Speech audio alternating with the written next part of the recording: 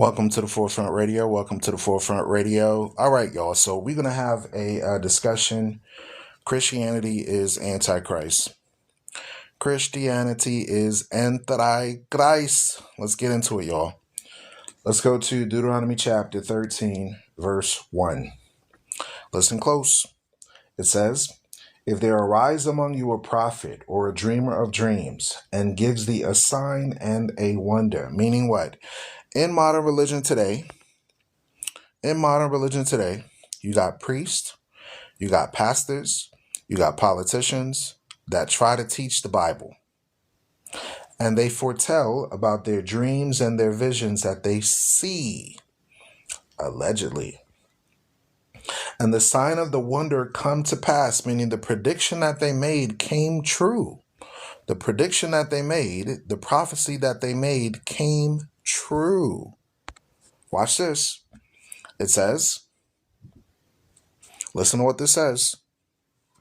It says, it says, "And the sign of the wonder come to pass, whereof he spake unto thee, saying, Let us go after other gods, which thou hast not known, and let us serve them." So this is talking about, you see, my thing is still glitching because it says that Yolanda is in here and that Essence is in here. But when I look at the top, I'm not getting any numbers of who's in the room. That's weird. Thank you, Todd Thomas, for following the Forefront Radio. I appreciate you. It literally says I got 36 total views, but the page is not showing me. Yeah, TikTok is being finicky with me. My numbers are showing 0 people in the room, but I'm seeing people in the room. It's so weird. This app is goofy. You see 8? Okay. Yeah, now it's starting. Now the numbers are starting to come up. Y'all, TikTok be acting funny with my profile because I literally have my other page that has well over 11.5 thousand followers.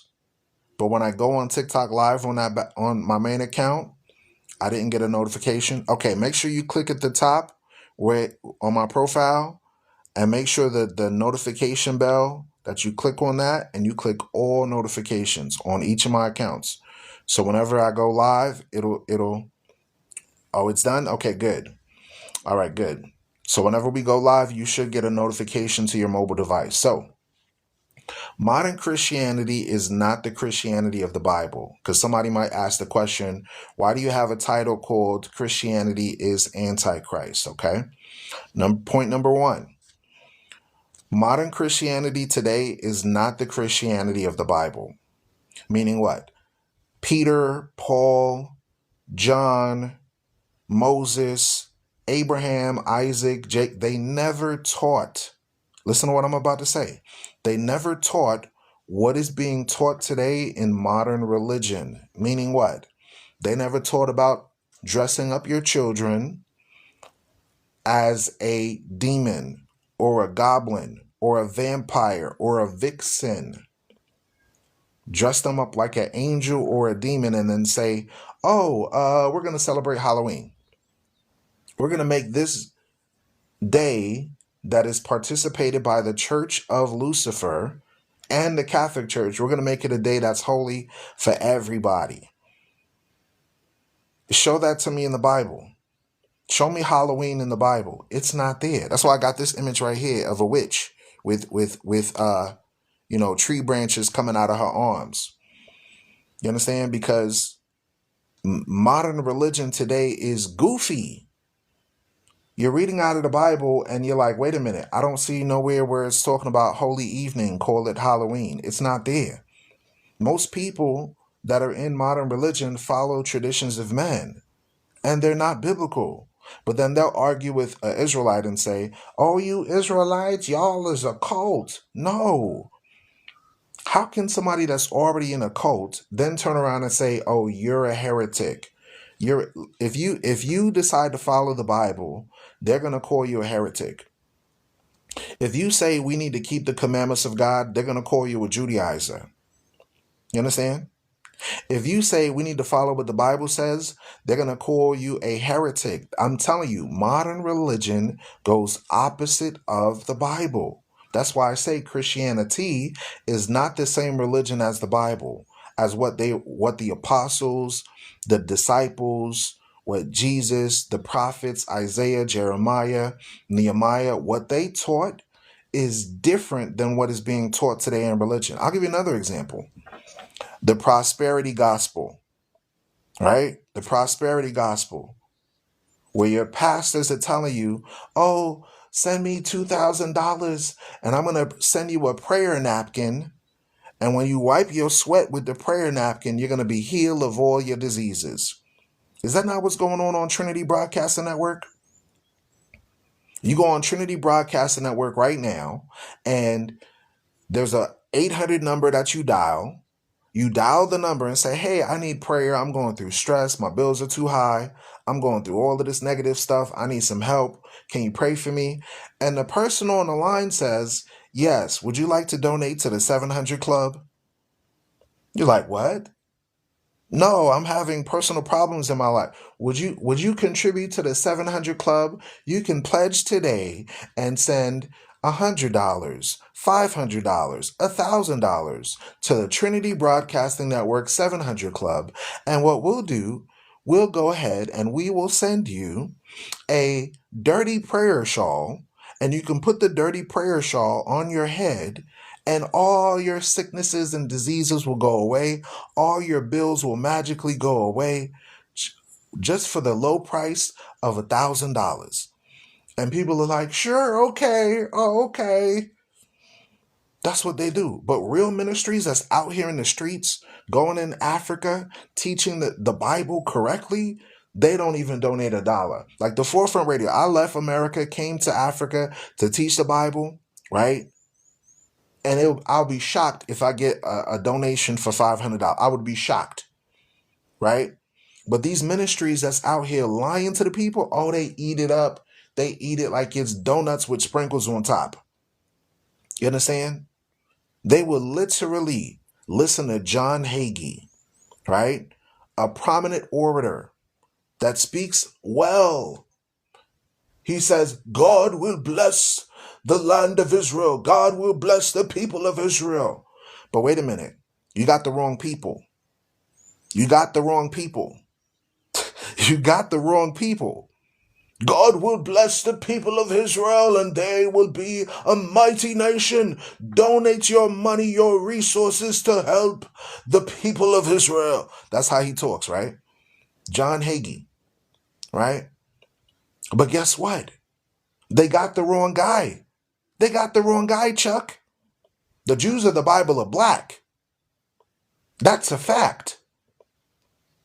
That's a fact, y'all.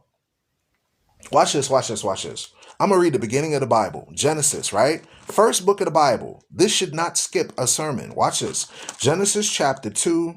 Let's read verse 13. Genesis chapter 2, verse 13. Genesis chapter 2, verse 13. It says, and the name of the second river, we're talking about the Garden of Eden, is Gihon. Gihon is the river Nile. It says, the same is it that compasseth the whole land of Ethiopia. Ethiopia. Y'all, question for the critical thinker. What continent is the land of Ethiopia? Is that in America or is that in Africa? Is that in Europe or is that in Africa? Is that in Asia or is that in Africa? Write it in the chat. We got Africa. We got Africa. We got Africa. Okay. What is the primary demographic in the continent of Africa? Is it Eurocentrics or is it Afro-Shemitic, meaning black people? Is it European people or black people predominant in the continent of Africa? Guess where I'm reading, y'all? Guess where I'm reading? Guess. I'm reading the Bible. This is the first book of the Bible, Genesis. How do you skip that? How does that go over your head? Don't prove to me in the Bible that Jesus is black. The first book in the Bible mentions Ethiopia. That's the continent of Africa. How do you get a European out of that? No, he's Middle Eastern. I'm sorry, is Ethiopia in the Middle East? Or are there maps, ancient maps, that show you that the whole entire continent of Africa used to be called Ethiopia? For example, the Indian Ocean was primarily called the Eastern Ethiopic Ocean. Look it up, Google it. In the age of information, ignorance is a choice, right? Investigate, research old ancient Roman maps, Ethiopian Ocean. Boom. Then, guess what? Guess what? Also, hey, Essence, I'm going to set you up as a moderator on here. Okay, you're already a moderator. Good. Guess what? On the western side of Africa, that ocean used to be called the Western Ethiopian Ocean. And then, once they quote unquote discovered America, they named America after Atlantis, which goes after their fake Greco-Roman deities, and they changed the name from the Western Ethiopian Ocean to the Atlantic Ocean. Look it up. In the age of information, ignorance is a choice. Look it up. I'm telling you. I'm telling you. So how on God's green earth we're reading Ethiopia in the first book of the Bible? Genesis chapter 2 verse 13, and the name of the second river is Gihon, the same is it that compasseth the whole land of Ethiopia. Wait a minute. Wait a second. Let's go to Amos chapter 9 verse 7. Let's go to Amos chapter 9 verse 7. So Christianity, modern Christianity today, removes the history of the Bible and its roots to Africa in order to deceive us. We've been lied to. We've been tricked. We've been bamboozled. Modern religion doesn't teach the Bible. They only teach man-made doctrines. Doctrines of devils, the Bible calls it. Amos chapter 9 verse 7. Amos chapter 9 verse 7. Amos chapter 9 verse 7. It says, "Are you not as the children of the Ethiopians unto me, O children of Israel, saith the Lord." Who said it? God said it. Who said it? Jesus said it. "Have not I brought up Israel out of the land of Egypt?" Wait a minute.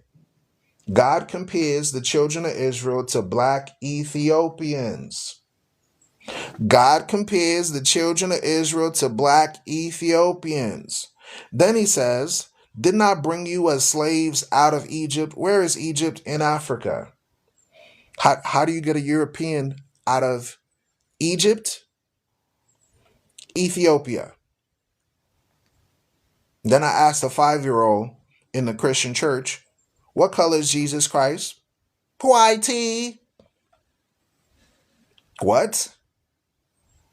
The children of Israel in the Bible are compared to black Ethiopians and black Egyptians. I'm reading out of the Bible, Amos chapter 9 verse 7. It's in every King James Bible. It's in every King James Bible.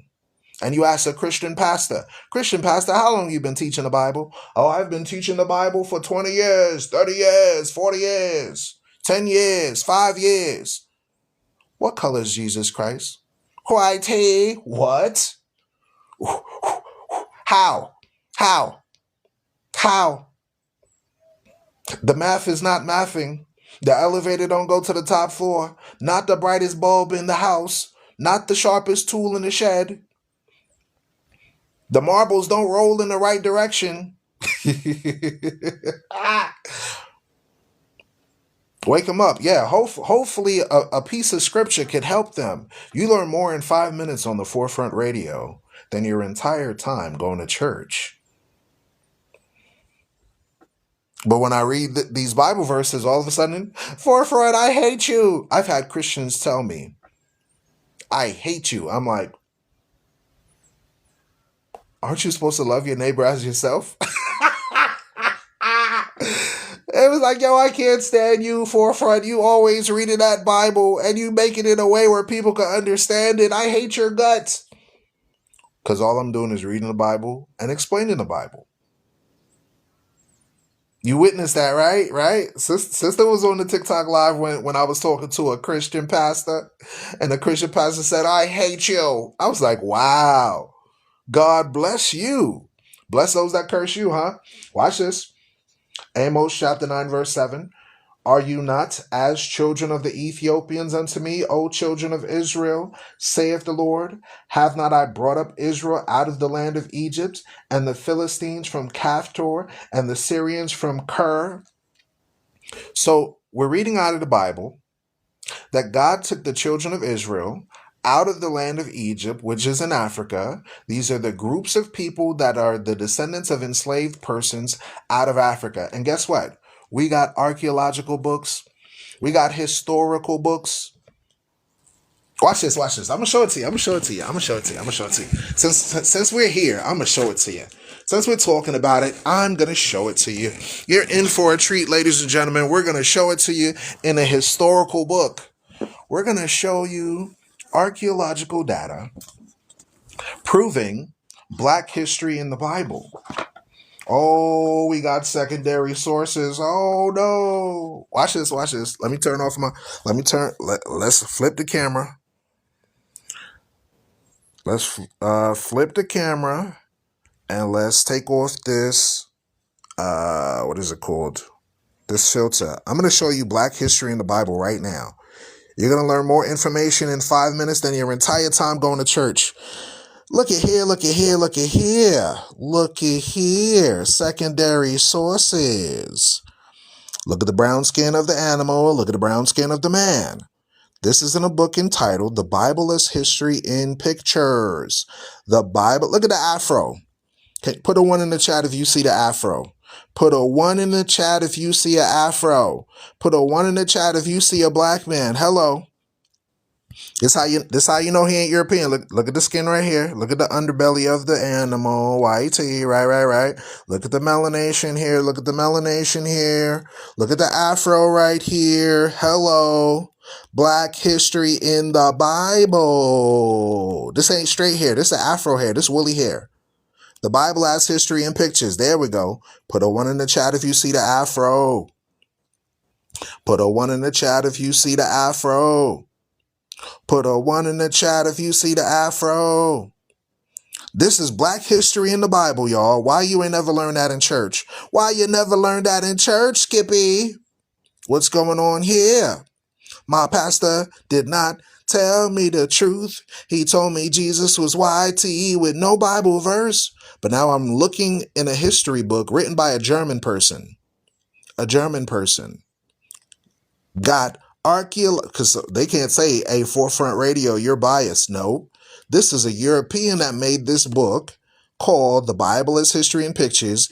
And you can see it's related Egypt with Joseph and the people of Joseph in the Bible. The Bible as History and Pictures. Watch this. Here's another one.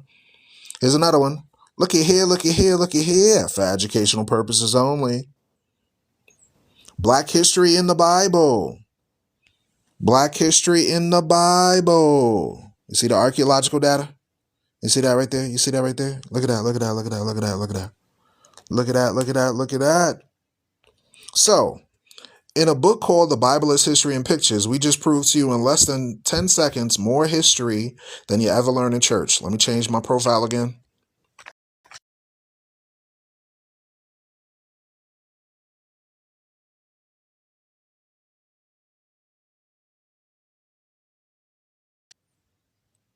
All right, so not only do we have secondary sources, we read out of the Bible and show you Black history in the Bible, right. And then they say, wait a minute, he's Middle Eastern. Y'all saw the afro. Sound like an old church lady. I'm going to have y'all singing Negro spirituals by the time the end of the live. Old lady with the church hat. She got mm-hmm. Y'all saw the afro, right? Y'all saw the woolly hair, right? Y'all saw the picture, right? So we're reading out of the Bible that the children of Israel were taken out of Egypt, and we had a German dude that wrote the book called The Bible is History and Pictures, and it got a bunch of images of black folks in it. But guess what? When we read the Bible, they say, you're a heretic, Forefront Radio. You're part of a cult. You're crazy. No, Forefront, don't prove the Bible to be black history because it's going to destroy our matrix. Y'all in a bubble. Y'all think God is European with no Bible verse. Yo, 2025 is the time to wake up. Wake up from La La Land. Wake up from La La Land, folks. Wake up out of your deception. You got Christians that's on live right now on TikTok saying that they can debate the Israelites when we show you archaeological data proving the Jews are black. Wow. Wow. Let's read it again. Amos chapter 9, verse 7. Are you not as children of the Ethiopians unto me, O children of Israel? Why is God comparing the children of Israel to black Ethiopians? What's going on here? What's going on? What happened? Shalom to you. How you doing? Well, see, Laura got it. Laura gets it. She's laughing. She's like, this is hilarious. It is. Listen, I've challenged pastors. I said, I'll give you $100 right now. I'll give you $100. Put 100 on this tab right now. Let's do it. If you could prove to me using Bible verses that the people of the Bible are from Scandinavia, are from Australia, mate, prove it. He's like, sir, I can't prove it in the Bible. Just pray. I've asked them. I asked my own uncle, who's a pastor for literally over 30 years. I said, Uncle, I love you, Uncle. How you doing, Uncle? He's like, hey, what's going on, son? On the phone call, right? Hey, son, how you doing?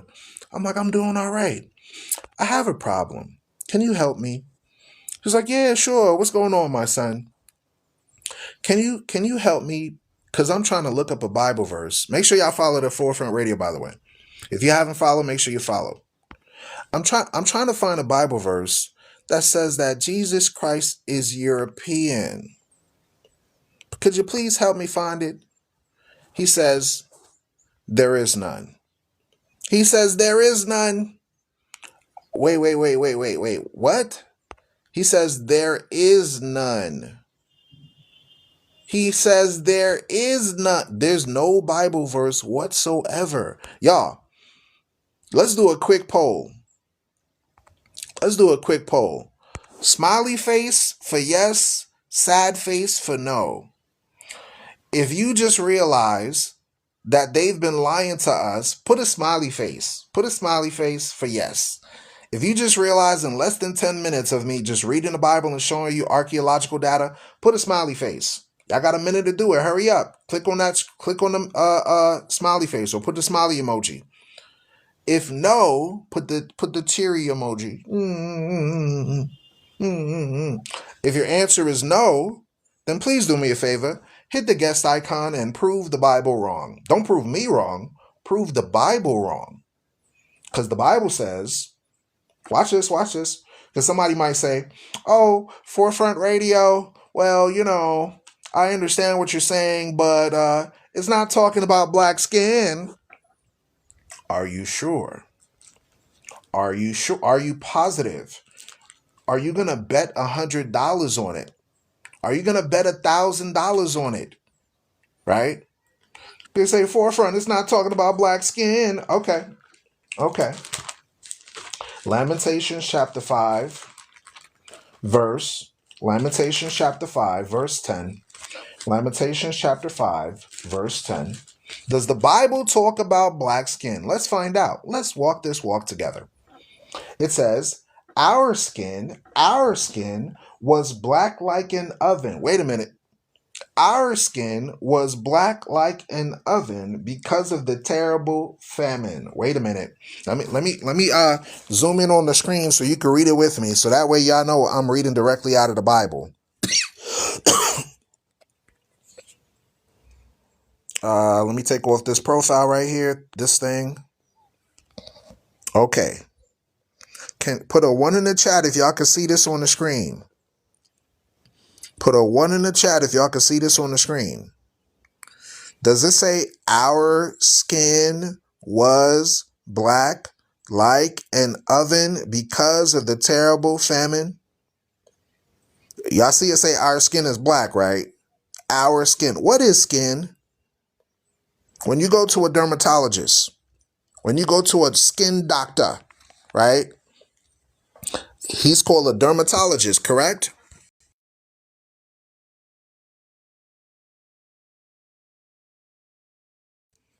So the job of the dermatologist, right? The skin doctor, the skin doctor, the job of the uh, uh, skin doctor is to help alleviate any problems that you may have with your complexion. Now, when you look up the definition of the word skin on Oxford language dictionaries that's utilized by a Google search, Oxford language dictionary on Google gives you similar terms to the word skin. The term skin literally means skin complexion, skin tone, right? Other terms include corneum. These are all synonyms or similar words. You have corneum, you have the integument system. Remember, you went to anatomy and physiology class, biology class, and you had a whole entire chapter or a segment talking about the integumentary system, aka the skin system. And they said the skin is the primary layer, the largest organ in the body that covers the entire body, right? From your head to your toe, from the rooty to the patootie, right? And they say that your skin is the same thing as your skin tone. So why, when you're reading the Bible, people in Christianity always want to spiritualize this verse?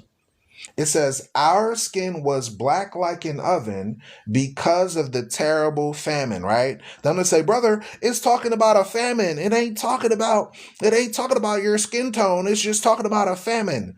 And then we ask the question, when Europeans are suffering from a food shortage, right?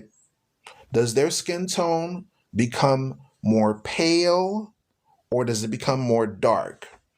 All of a sudden they're confused.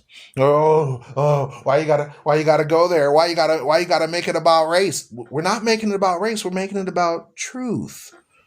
If you're a truthful investigator, if you love truthful information, you're gonna care about the information regardless of the source, right? What is the old adage? Don't shoot the messenger.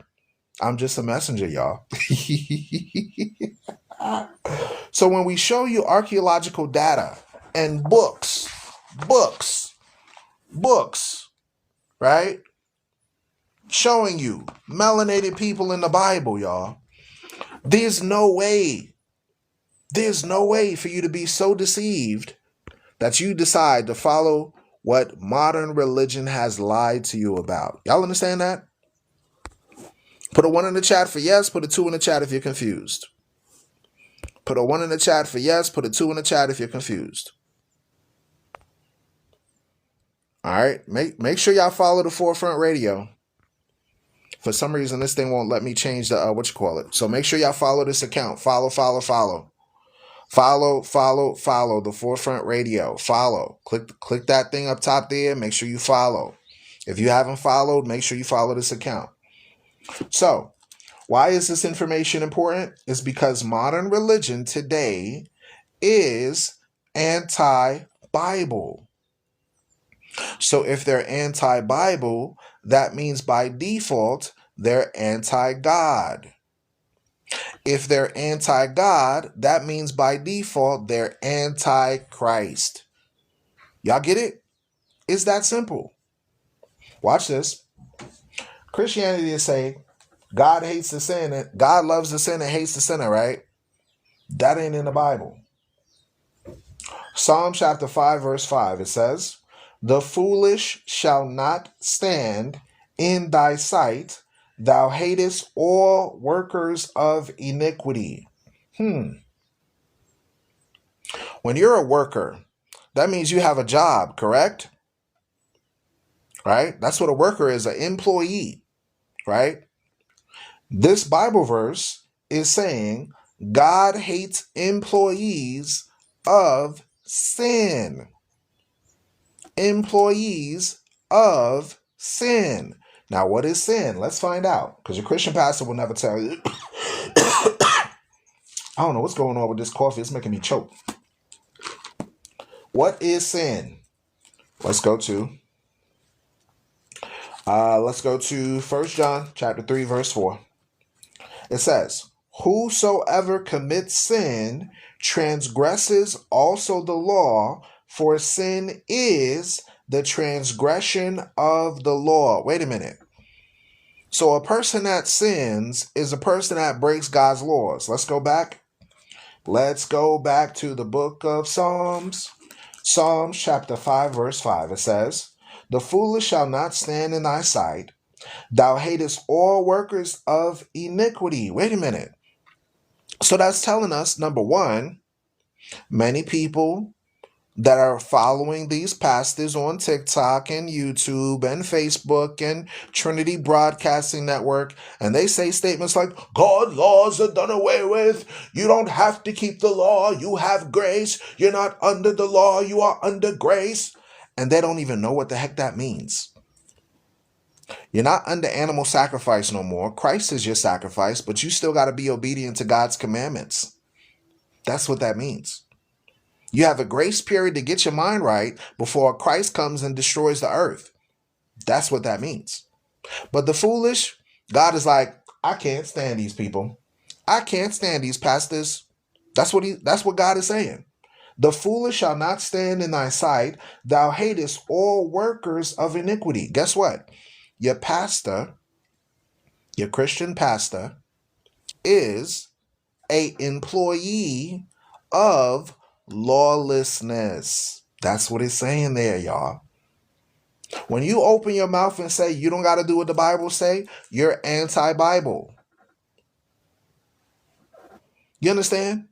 When we read out of the Bible, "thou shalt not," and the Christian pastor says, "thou shalt."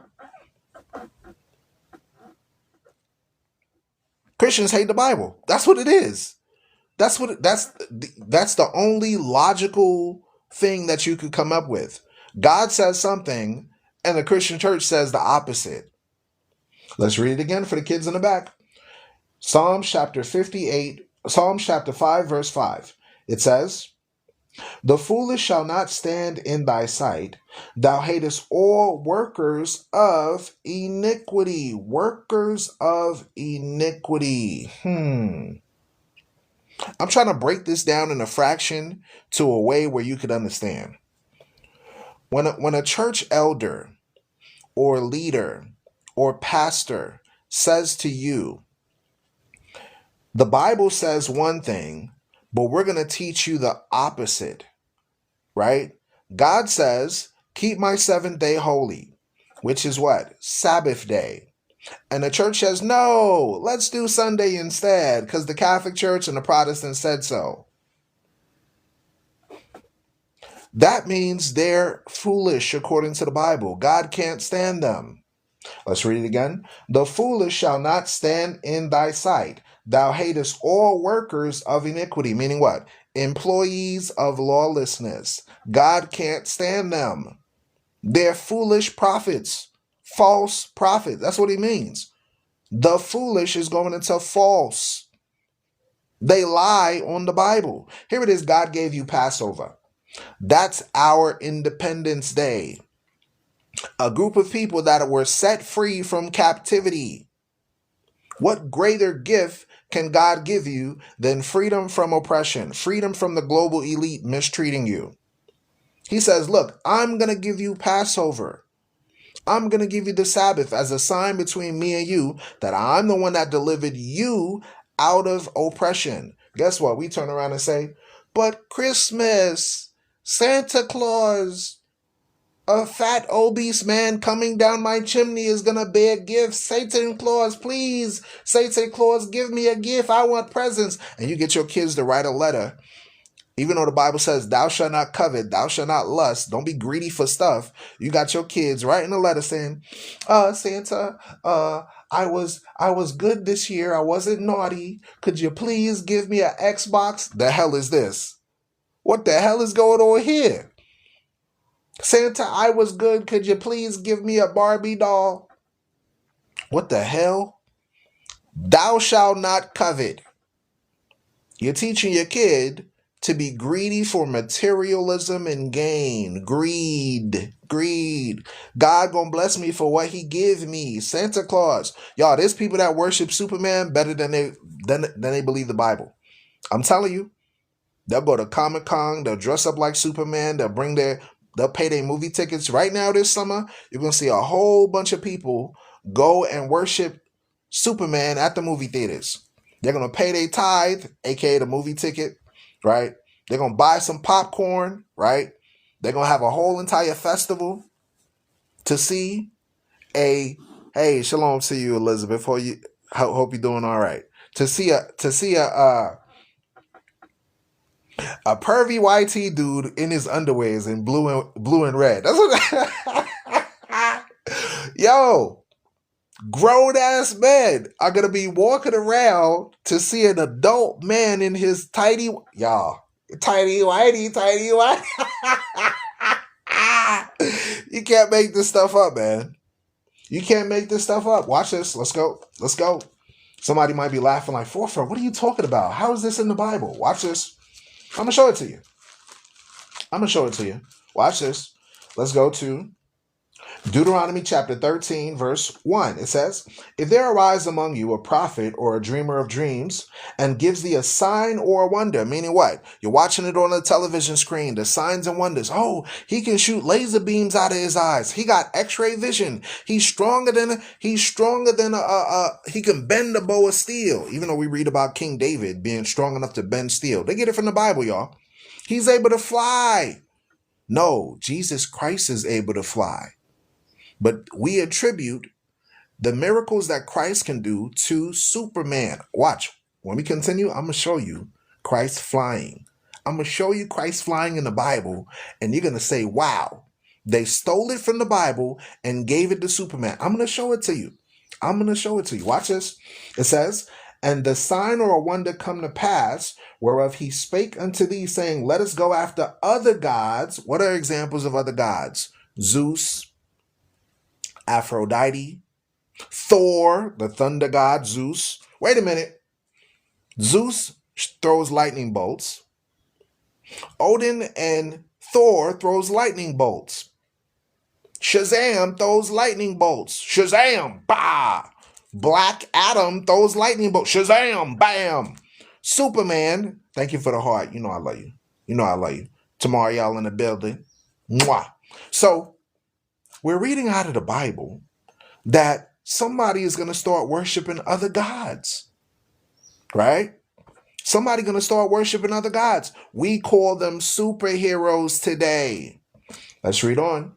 And the sign or a wonder come to pass, whereof he spake unto thee, saying, let us go after other gods, which thou hast not known, and let us serve them. How do they serve? They sing, they dance, they make movies, they make little idols that they give to their kids and to each other. Y'all, I see these people that participate in Comic-Con and all of that stuff. These people that promote like movies and all of that stuff. And you will see in the background little staturine figures of Superman, Batman, Thor, Incredible Hulk, Spider-Man, Batman. And I'm like, yo, they got idols all around them and they don't even see it. We call them superheroes today, gods. Watch.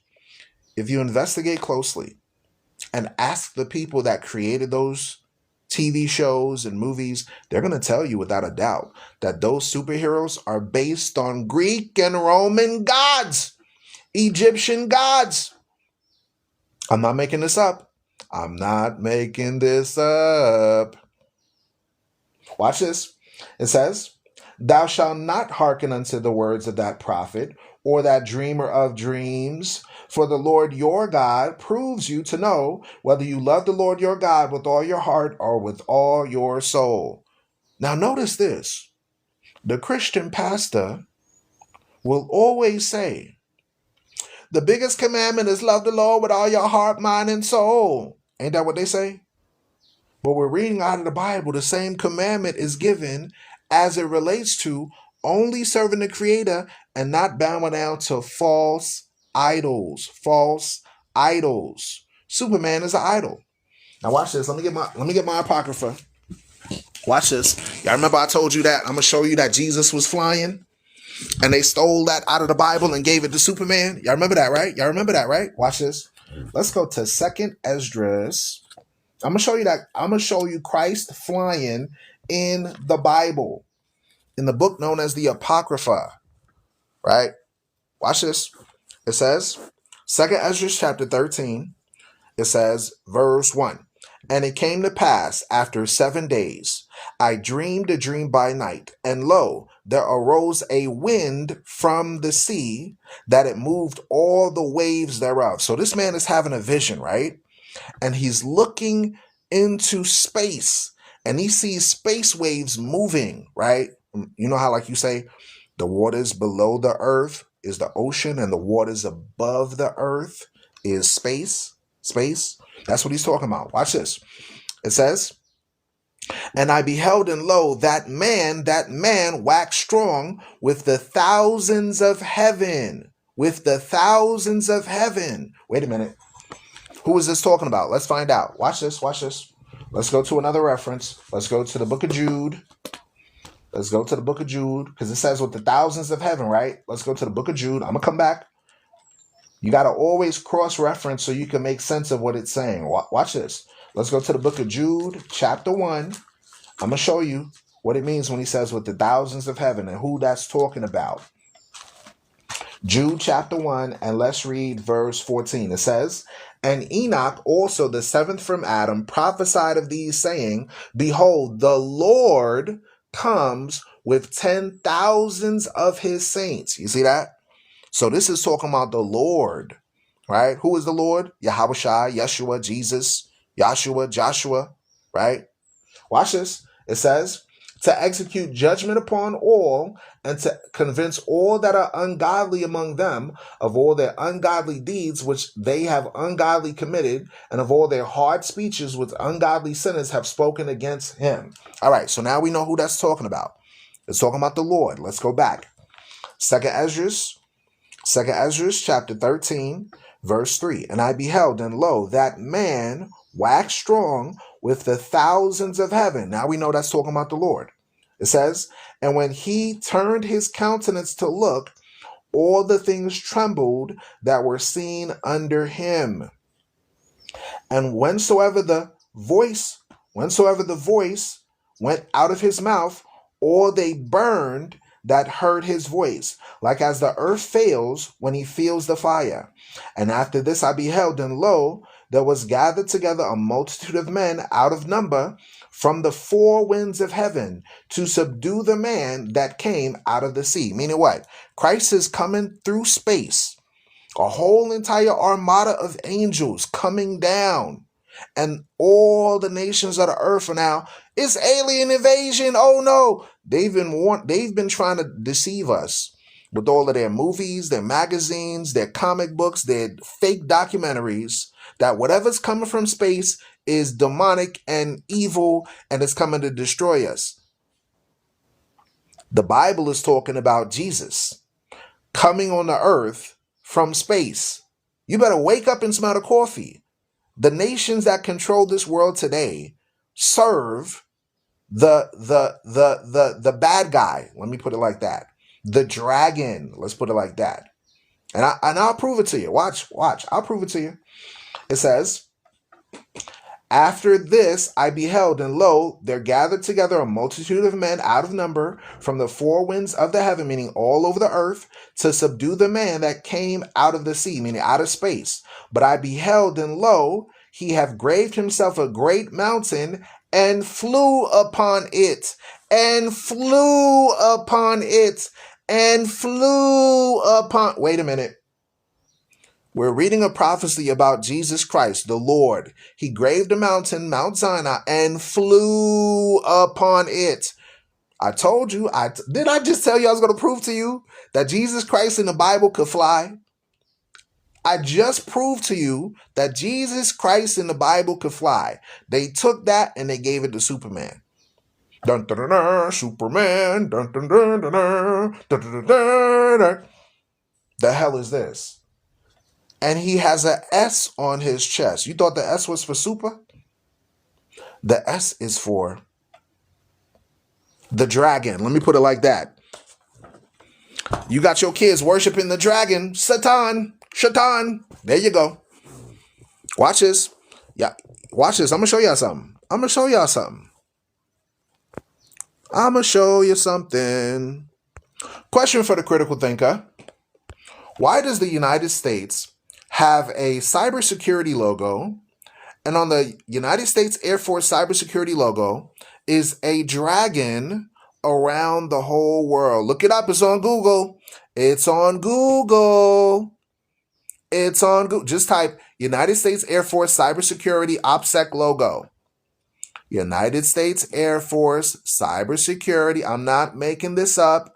Their logo is a dragon around the world. Now, can we read this in the Bible? Let's find out. Let's go to Revelation chapter 12. I'm going to make the Bible come alive so y'all know that this is a true book. This ain't a fake book. This is a real book. Watch this. Revelation chapter 12. Revelation chapter 12, and let's read verse 9. It says, and the dragon, do y'all see a dragon on the screen? Put a 1 in the chat if you see a dragon. It says, and the dragon was cast out, that old serpent called the devil and Satan, which deceives the whole world. Do you see a dragon around the whole world on this picture? Do you see a dragon around the world? Listen, if they're not fulfilling Bible prophecy, why are they having the images and symbols of Bible prophecy? Hello. This ain't to scare nobody. If you scared, go to church. Let them woo you back to sleep. If you're about reality, this is reality. The United States has an Air Force and a Space Force. If you create critical thinking hats. Let's think about this. If you create a Space Force, a military force, for something that's an external threat up there, then that means you already know what's up there because you want to establish a military to fight whatever is up there. That means that Christ is coming down with his angels to save us. And the greatest nation on the planet, make America great again, the greatest nation on the planet represents that guy right there. It is what it is. It is what it is. Look it up. Do me a favor, y'all. Get off of my live. Follow the account first. Go to Google right now and type AF for Air Force. Then type cybersecurity logo and tell me if this is what pops up. Tell me, get off of my live right now. Go to Google on your phone. Type AF, right? Cybersecurity logo, and tell me if this is what pops up. And then come back to the live and write, yes, I just saw it on Google. Do that. Do me that favor, please. Because I want y'all to verify what I'm saying. I'm not telling you take my word for it. Go verify. Look it up. That's why I say in the age of information, ignorance is a choice. Look it up for yourself. Go verify what I'm saying. If you type Air Force cybersecurity logo and this is what pops up, then that means the Forefront Radio ain't making it up, y'all. They worship the dragon, y'all. Straight up. Let me change the profile picture before somebody gets nightmares. Let me change the profile picture. I know some of y'all are scary out here.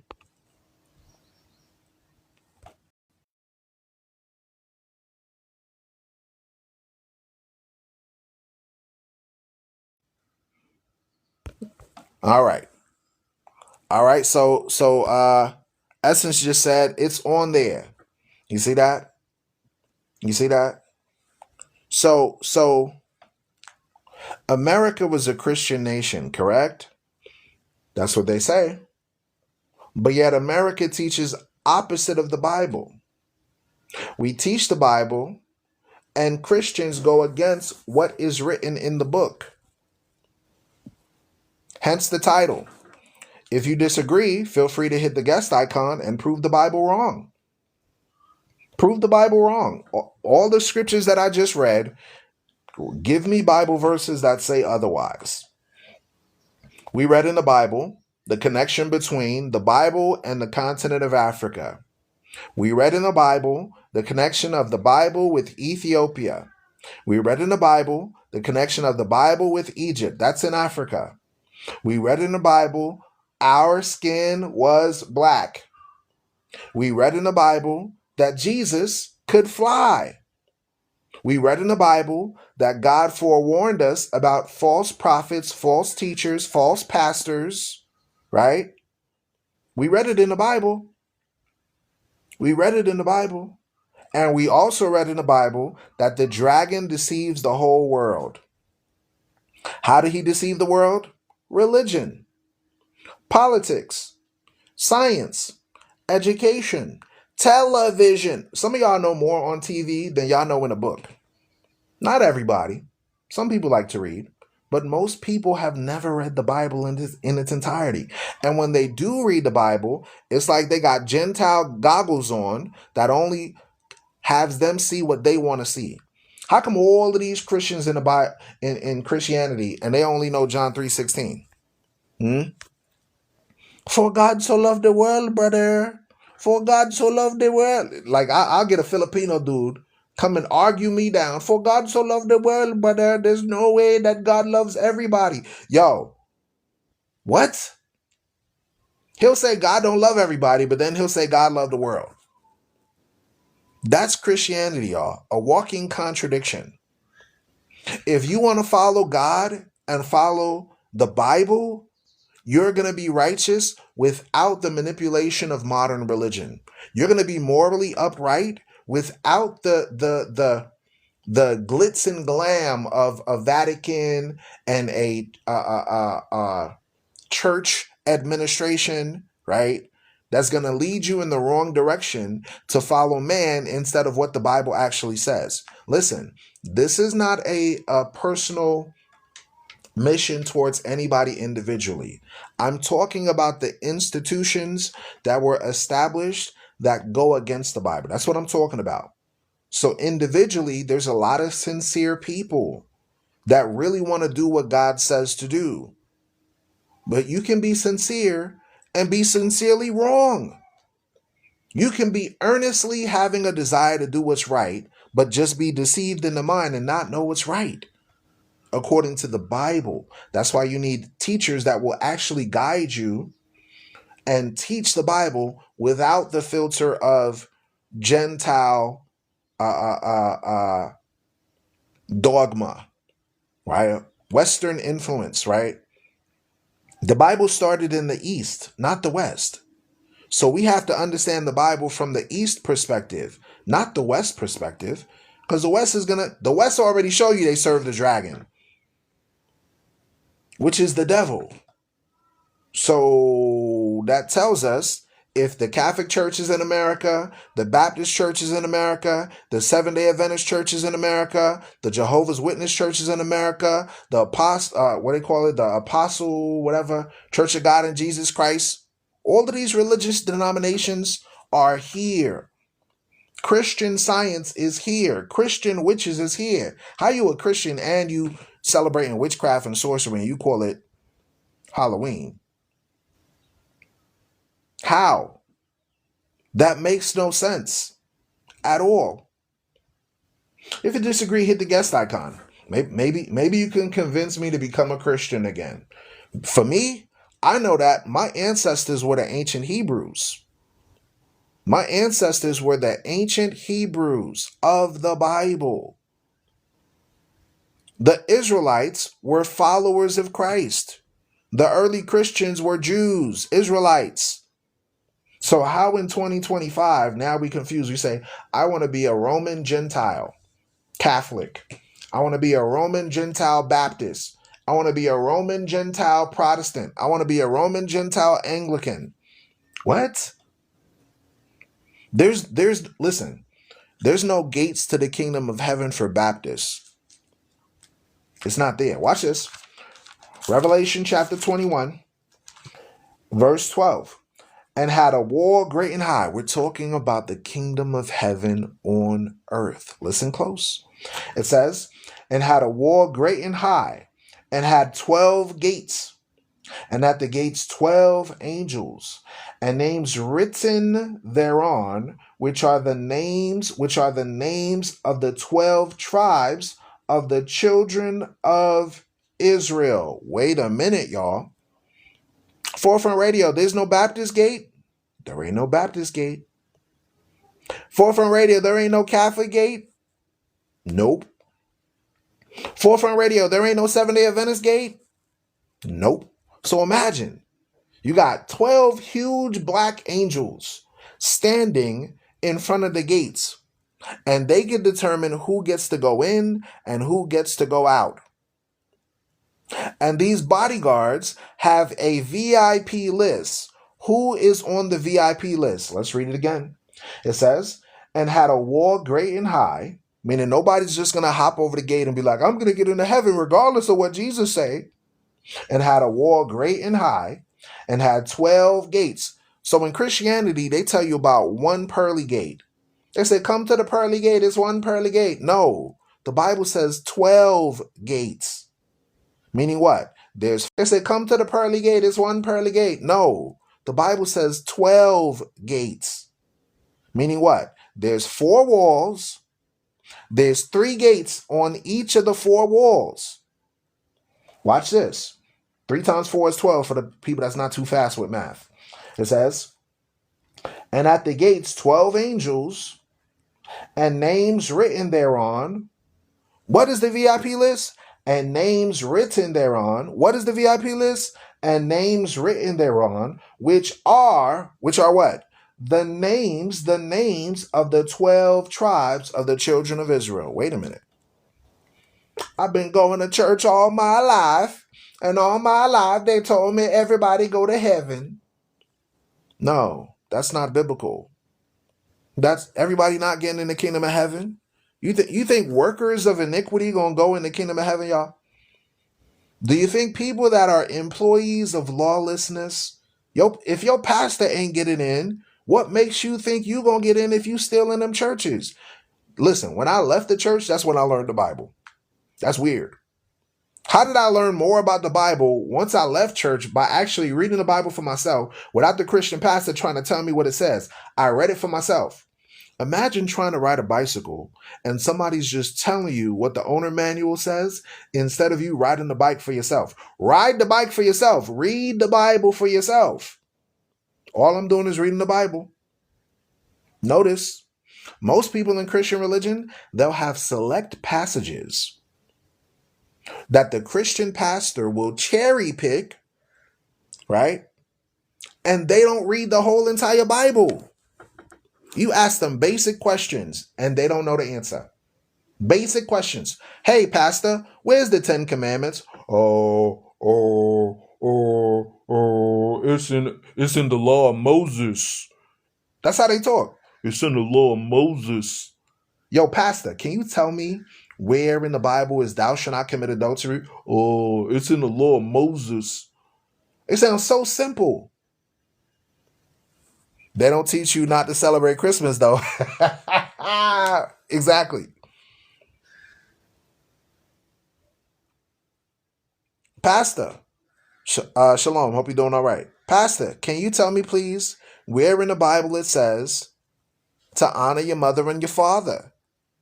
Here it is, the pastor telling you, hey, leave your mama at home, leave your daddy at home, don't bring him to church with you, drop him in a nursing home, except for on Mother's Day and on Father's Day. You can give them all the praise, all the love, give them some gifts. When the Bible says honor your mother and father every day, the Bible says honor your mother and father every day. But our people are not taught that. They steal from their parents. They steal from their relatives.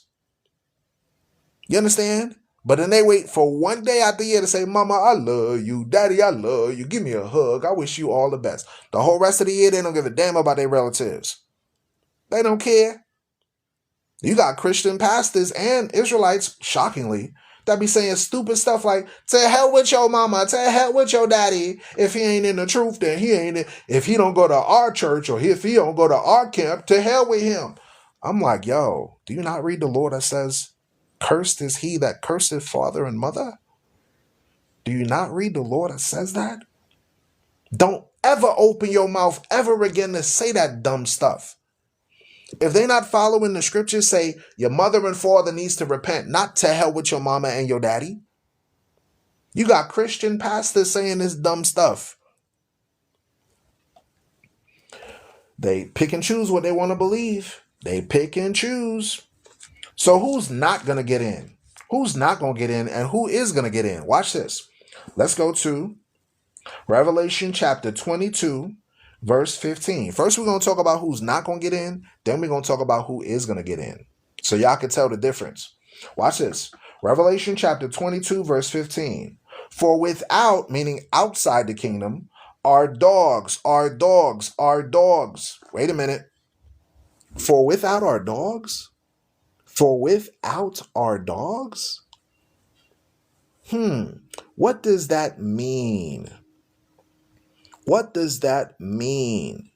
Let's find some cross references to the term dog and let's find out what that means. Let's go to the book of Isaiah. What does it mean when he says for outside, for without are dogs? Let's go to the book of Isaiah, chapter 56. Let's start at verse 10. It says, his watchmen are blind. They are all ignorant. They are all dumb dogs. They are all dumb dogs. They cannot bark, sleeping, lying down, loving to slumber. Yea, they are greedy dogs, which can never have enough. And they are shepherds that cannot understand. They all look to their own way, every one for his gain from his quarter. So, who is that talking about? Let's find out. Let's go to Jeremiah chapter 23. It says, woe be unto the pastors. This is Jeremiah 23, verse 1. Woe be unto the pastors that destroy and scatter the sheep of my pasture. Therefore, thus saith the Lord God of Israel, against the pastors that feed my people. You have scattered my flock and driven them away, and have not visited them. Behold, I will visit upon you the evil of your doings, saith the Lord. Wow. So the first one that's on God's list as being the dogs is your pastors, your priests, your rabbis, your popes, your cardinals, your bishops. The first one that's designated as the dogs are the ones that cannot forewarn the people. Those are blind watchmen that do not recognize lawless behavior. Those are all people that are greedy for riches and covetousness. They think getting $1 million plane is godliness. They think having a mega church is godliness. They think having a Vatican with Sistine Chapel and a whole bunch of different gold and silver all over the walls and expensive paintings and access to all type of wine and jewelry and all types of good stuff on earth is godliness. They think having a seat at the United Nations is godliness. They think having a seat at the National Council of Churches is God. We made it. We made it. We got $1 million in the bank. We made it. No, that's not. Gain is not godliness. Money comes and goes. Riches come and go. But what is going to happen? What does it profit to gain the whole world and lose your soul? Right? That's who God is calling the dogs. Meaning what? I'm going to be polite when I say this. John Hagee is a Chihuahua. There you go. There you go. Pastor Creflo Take Your Dollar is a Spiegel. There you go. There you go. Joel Osteen is a boxer. Right?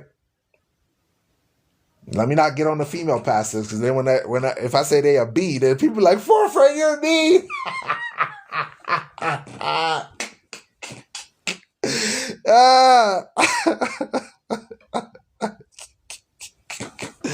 I'm sorry. Y'all know I'm sarcastic. Let's go back to Revelation. Revelation chapter 22. Revelation chapter 22, verse 15. For without are dogs. Now we have a better understanding of what that's talking about. And sorcerers. Wait a minute. So the Bible is talking about sorcery. Let's find out what that's going into. Let's go to Deuteronomy. I'm showing you who's not going to be in the kingdom of heaven, so that way you can tell the difference. Let's go to Deuteronomy chapter 18. Let's go to Deuteronomy chapter 18. So we know the first one on God's list is the religious leaders, the political leaders that falsely teach our people. God calls these watchmen, these leaders, these presidents, these potentates, dogs. Watch this. Deuteronomy chapter 18. What does it mean by sorcerers are not going to get in? Let's find out. Deuteronomy chapter 18, and we're going to start at verse 10. It says, there shall not be found among you one that makes his son or his daughter to pass through the fire, or that uses divination, or an observer of times, or an enchanter, or a witch, or a charmer, or a consulter with familiar spirits, or a wizard, or a necromancer. For all that do these things are an abomination unto the Lord, and because of these abominations, the Lord thy God doth drive them out from before thee. Thou shalt be perfect with the Lord thy God. So let's break this down to a fraction. In Christian communities, do you see people participating in Halloween? Right? 1 for yes, right? 2 for no. In Christian communities, do you see people participating in tarot card readings? Right? 1 for yes, right? 2 for no. In Christian communities, do you observe people participating in horoscopes? What's your sign? Capricorns, Pisces, Aquarius, right? 1 for yes, right? 2 for no. Let's go into birthdays. Are they celebrating birthdays in the Christian church? Yes, what's your sign? I'm a Leo. You worship other gods? Right, 1 for yes, right, 2 for no. Have you made an observation in Christian communities where they're playing with Ouija boards, celebrating Halloween, right? They're having movie night, and the movie that they're watching is Harry Potter, dedicated to wizards, witches, vampires. Hello. That's what God is talking about. Oh, let me give you another one. Have you seen people in the Christian church start saying this? Should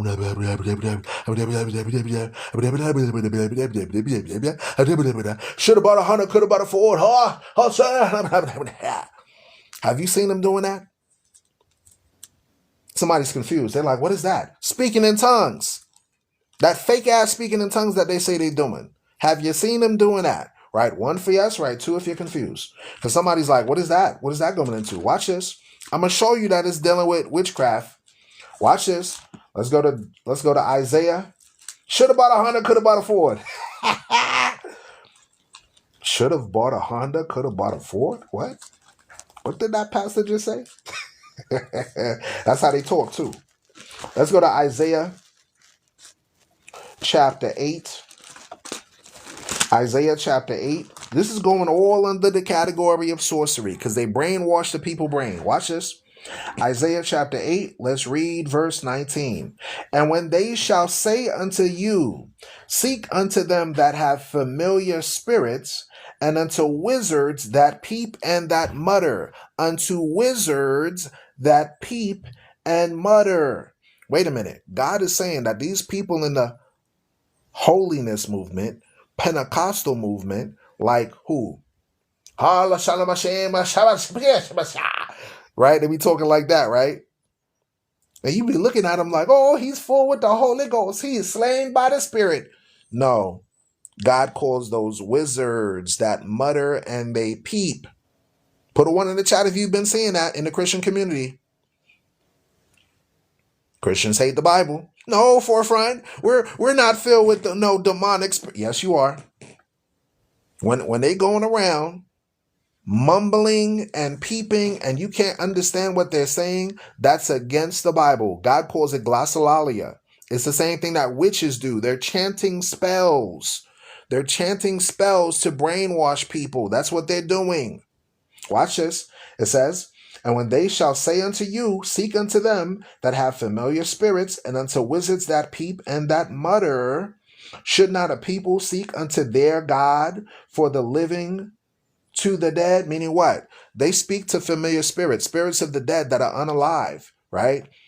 Those spirits talk to them and reveal the future. They reveal the future to them, and they come and say you, the Lord said to me that you're going to get that job. The Lord said to me that you're going to move to this country and move to this place. And the Lord said to me that you're going to get that wife. You're going to get that husband. Everything you wanted for. Everything you wanted for.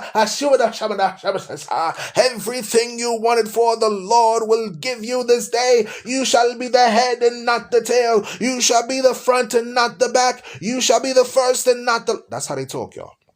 And then all of a sudden you're like, amen, hallelujah. I don't know what the pastor said, but he's sweating and he yelling. And I just felt so good in my heart. God just blessed me so much. And you ask him, hey, what was the sermon about? I can't recall. I have no idea. What was it about? What was the pastor talking about? What was the moral of the story? What did you gain from that discussion? I don't know. It just felt really good. Something in my spirit, you could just feel that, what they say, right? You could feel the atmosphere. You could feel the atmosphere. No, it's not about feelings. It's about what did you learn? What did you change in your heart? Did you learn don't lie? Did you learn don't cheat on your spouse? Did you learn be righteous? Y'all, people go to church and don't learn sugar, honey, iced tea. Nothing. Absolutely nothing. It just felt good. The pastor was playing some music. The choir director was singing. We were dancing. They were saying some stuff. And then for 1 hour and a half, I just felt like I was at a concert and I just felt so happy. And then I left and went home and didn't get anything. That is witchcraft, y'all. That is sorcery. That's some heavy sorcery. You go to church all of that time. They singing, they dancing and praying to a Eurocentric deity, by the way, to a false God, because Jesus ain't white tea. He ain't white tea. We just proved it earlier today. They'll do all of that, leave out of the church, and don't remember nothing. That's witchcraft, y'all. That's some heavy sorcery. Watch this. Let's go to Revelation chapter 18, because this happens all throughout the planet. There's churches everywhere. There's politics everywhere. There's science everywhere. All mechanisms of this earth is controlled by the prince and power of the air for deception. They teach you lies while they steal your tithes. Wow. Watch this. Let's go to Revelation chapter 18.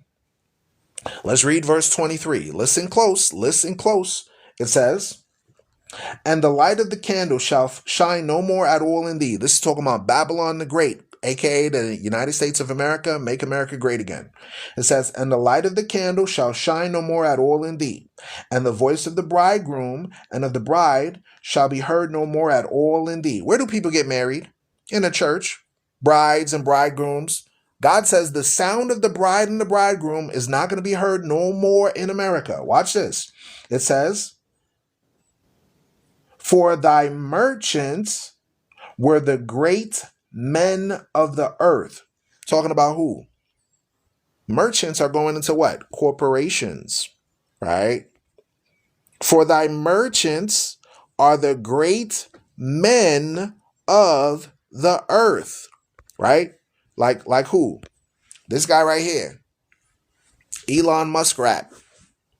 Like this guy right here. This guy right here on the bottom of your screen did the Hail Hydra in front of everybody. This dude literally did a salute to the SWATs in front of everybody.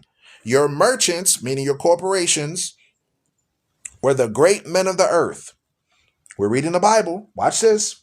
It says, for by thy sorceries were all nations deceived. Were all nations deceived. Were all nations deceived. Wait a minute.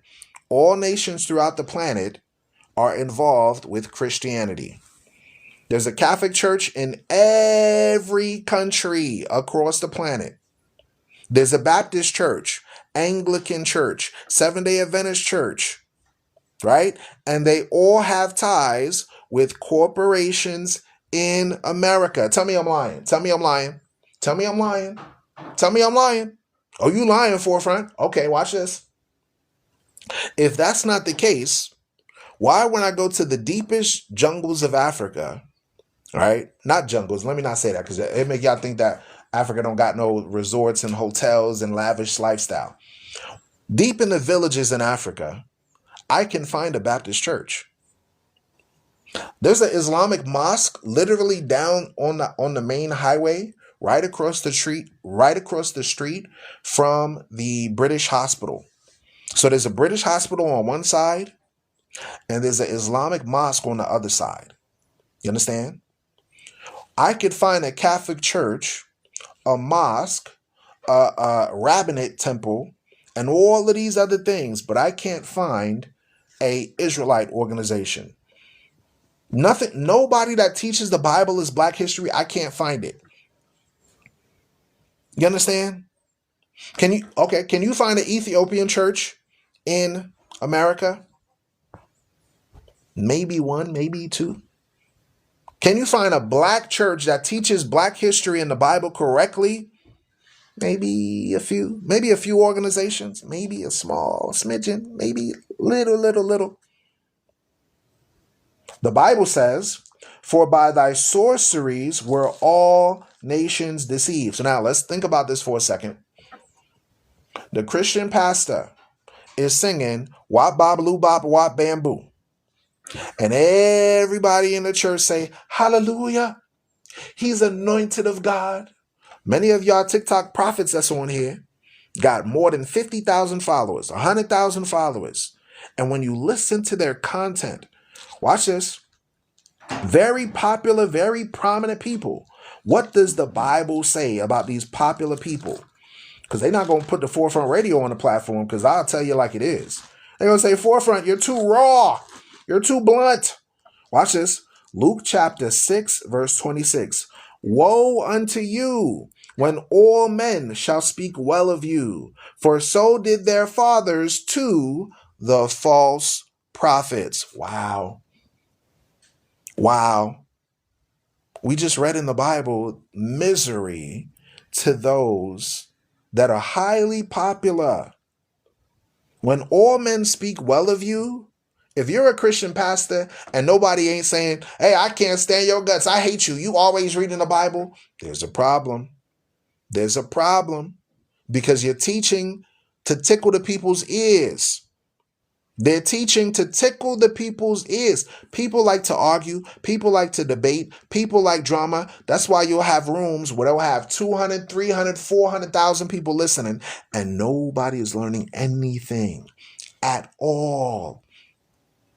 At all. You'll have people set up rooms called Debunking Hebrew Israelites. We're going to debunk you. And they can't debunk nothing we read out of the Bible. They can't. But they'll have people with 100, 200, 300 people just sitting and listening because they like to hear people flap their gums. They don't like to hear Bible verse after Bible verse. The people that stayed in this room right here, notice I give you Bible verse, then I explain the Bible verse. Notice I give you Bible verse, then I explain the Bible verse. You won't see me talking for 30, 40, 50, 60 minutes without giving you Bible verses. That's not how I operate. But the Christian pastor, let's read the Bible verse again. Luke chapter 6, verse 26. Woe unto you. Guess what? This is in red. These are the words of Jesus Christ himself. It says, woe unto you when all men shall speak well of you, for so did their fathers to the false prophets, the false prophets, the false prophets, the false prophets. Somebody asked the question, so you're a Hebrew Israelite? Guess what? That's the same question they asked Jesus. They said, tell us plainly, are you the Son of God? Watch this. Let's go to the book of Matthew. I'm going to show you the same question they asked me is the same question they asked Jesus. Let's go to Matthew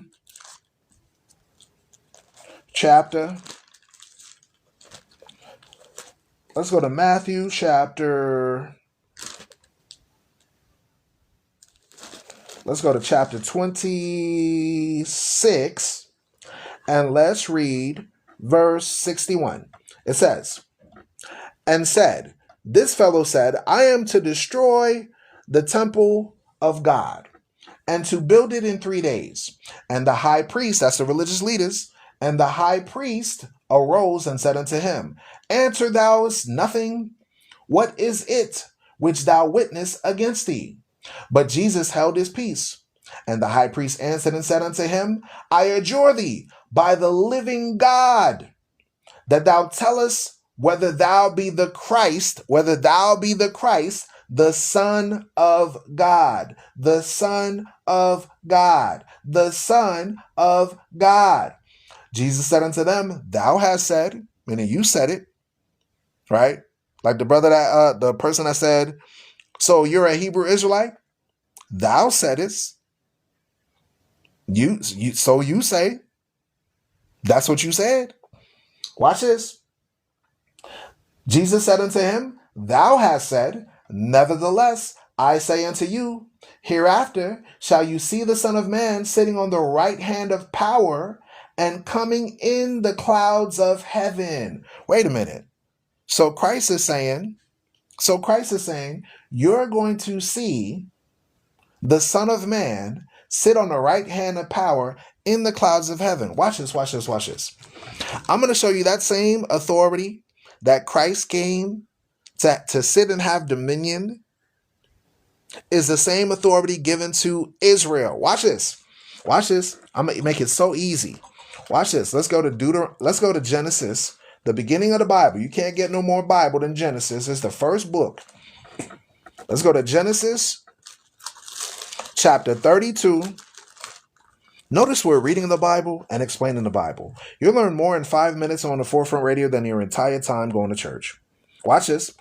This is Genesis 32, and let's read verse 24 to 28. It says, and Jacob was left alone, and there wrestled a man with him unto the break of day. Meaning what? He was wrestling Christ. Watch this.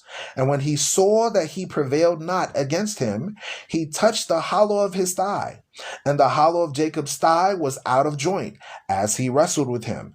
And he said, let me go, for the day breaks. And he said, I will not let you go, except thou bless me. And he said unto him, what is your name? And he said, Jacob. And he said, thy name shall no more be Jacob, but Israel, for a prince. Wait a minute. What is a prince? A prince is the son of a king. A prince is a son of the deity. A prince is the son of God. Hello. Watch this. For a prince has thou power with God and with men, and has prevailed. So Jesus is Israel. Jesus is Israel. Y'all understand that? Jesus represents the sons and daughters of Israel. Watch this. Let's go to Daniel chapter 7. Let's go to Daniel chapter 7. If you get it, you get it. If you don't, you don't. Hey, let's go to Daniel chapter 7. I'm going to show you the same dominion that Jesus the Christ has is the same dominion the sons of God will have, aka Israel. Watch this. Let's go to the book of Daniel chapter 7. Because the church says all authority and dominion is given to the church. We're going to show you otherwise. Watch this. Daniel chapter 7, verse 13. The same thing Jesus said actually happened. Watch this. And I saw in the night visions, and behold, one like the Son of Man came with the clouds of heaven. Ain't that what we just read in Matthew? Sure is. It says, and came to the Ancient of Days. That's the Holy Father. And they brought him near before him. Meaning what? The Son of Man and the Father, the Ancient of Days, were in the same vicinity. Meaning what? There ain't no Trinity. There ain't no Trinity. There ain't no the daddy is the daddy is the son, and the son is the daddy, and the sister is the brother, and the brother is the cousin, and the cousin is the no. Ain't no Trinity, y'all. It ain't in the Bible. You had the Father called the Ancient of Days, one entity, and you had the Son of Man, Jesus the Christ, another entity. That's two entities, two different people. That shows you the Christian church is lying. Oh, Trinity, the daddy is the son, and the son is the daddy, and the sister is the brother, and the cousin. No, God blob. They're all three in one entity, one person. Three in one. No, no, no. They're wrong. Trinity ain't in the Bible, y'all. Watch this. Watch this. It says, and there was given him, meaning Jesus, Joshua, Yeshua, Yesu, dominion and glory, a kingdom that all people, nations, and languages shall serve him. His dominion is an everlasting dominion which shall not pass away, and his kingdom that which shall not be destroyed. So Christ is the King of kings. Who is the of kings? Let's find out. Let's read on. Verse 18. But the saints, that's the Israelites, but the saints, that's the people of God, but the saints, that's the church of God. We ain't talking about no New Orleans saints either. We ain't talking about the Catholic Church either. It says, but the saints of the Most High shall take the kingdom and possess the kingdom forever, even forever and ever and ever and ever and ever and ever and ever. Watch this, verse 27. And the kingdom and dominion and the greatness of the kingdom under the whole heaven, meaning all on the earth, shall be given to the people of the saints of the Most High, whose kingdom is an everlasting kingdom, and all dominion shall serve and obey him. Wow. So you can't get into the kingdom of heaven and have rulership over the kingdom of heaven unless you're Israel. If you're not Israel, you're not getting in. Ain't no Baptist church getting in. Ain't no Pentecostal church getting in. There ain't no VIP list for that. Right. Here's the patience of the saints. Who are the saints? The Israelites. The Israelites are the saints of God. There ain't no Baptist. Y'all, Mother Teresa is not a saint. Mother Teresa is not a saint. You understand? The popes in the Vatican are not saints. How you celebrate witchcraft and call yourself a voodoo priest, and then you end up talking about you a saint? I've done TikTok lives where Christian popes and Vatican officials are literally doing voodoo, witchcraft, hoodoo, sorcery, right? Christ and the Father are not the same person. They're different. They're separate entities. I literally just said that. They're separate entities. Father, son. I'm a father. My son Abdiel is not the same like me. He may have my authority. He may look like me, but he's not me. My son Aaron, he looks like me. Same facial features and everything, but he's not me. Separate entity. My daughters, they look like me, but we're not the same person. Separate entities.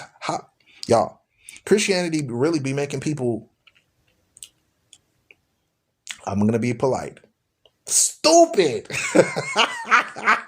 For real. Because you'll ask them, hey, show me in the Bible where it says that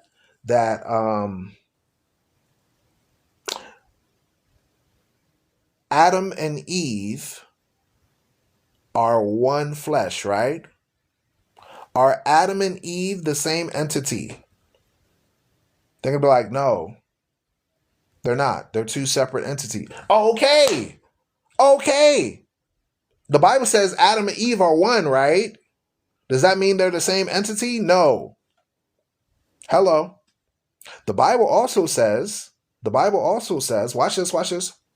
Jesus said to the disciples that you all may be one as I and my Father as are one. Wait a minute. Christ had well over 500 disciples. Does that mean that they're all the same entity? My prayer is that you all may be one as I and my Father are. Does that mean that they're the same entity? Use your brain. Use your mind. Use your intellect. That means no.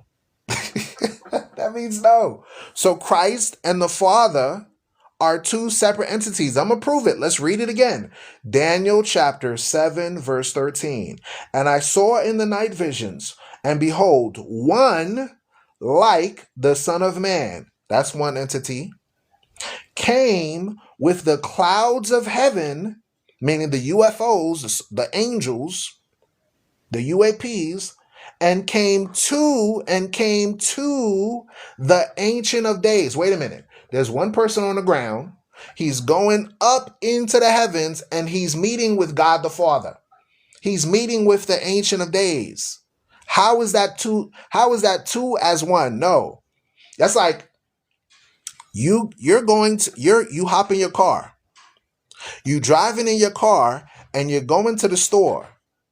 And you go to the store and you meet yourself at the store? No. It don't work like that. Unless you got a twin or unless you cloned yourself, there's no way you could be in your car, drive to another vicinity, and meet yourself. Okay?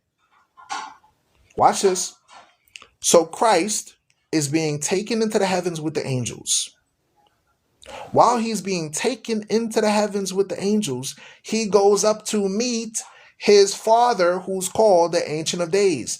Jesus is called the Son of Man. The Holy Father is called the Ancient of Days, the Father of Spirits. Yes, he's the Son of God. He's the Son of God. Do you believe Christ is God? Yes, but he's not the supreme. He's our God, but he's not the Father. You understand? He's our Father, but he's not the Ancient of Days. Let me put it like that.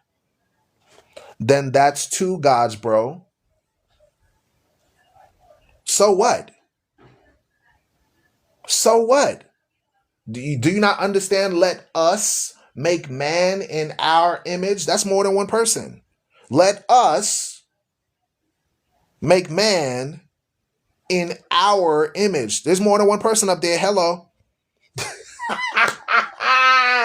Yo, this is what Christianity does. You so caught up in your dogma of the Trinity that you got to ask the question, does that mean there's two gods, bro? Yes, there's more than one. More than one. That's not a Trinity.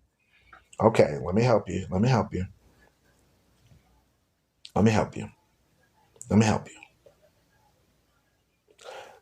They're two separate entities.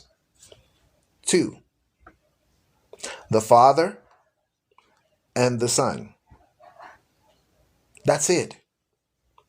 What you call the Holy Ghost is the Spirit of Christ being poured upon you. That's what that is. Yeah, y'all understand? Put a 1 in the chat if you understand. Put a 2 in the chat if you're confused. Put a 1 in the chat if you understand. Put a 2 in the chat if you're confused. Somebody asked, do I believe in polytheism? Oh, God. Could you help? Father, could you help these people? The word poly means many. The word theos comes from the term Dios, which comes from Zeus. You take your religious dogma and throw it in the trash before you talk to me. Okay? Remove your religious BS, everything you learned that you thought you knew in church and religion, throw it in the trash before you talk to me. Come to learn. Don't come with your own dogma. Because guess what? I don't serve Zeus. I don't serve Dios. I don't serve Theos. I don't serve theology, Zeusology. That's Christianity. If you want to follow that, you stay over there. You stay on that side. I'm going to stay on the righteous side. You stay on the side of those that want to follow strong delusion. Watch this. Let's go to Isaiah. Notice I'm reading the Bible. I'm not going to have an intellectual debate with my comment section. I'm going to tell you straight.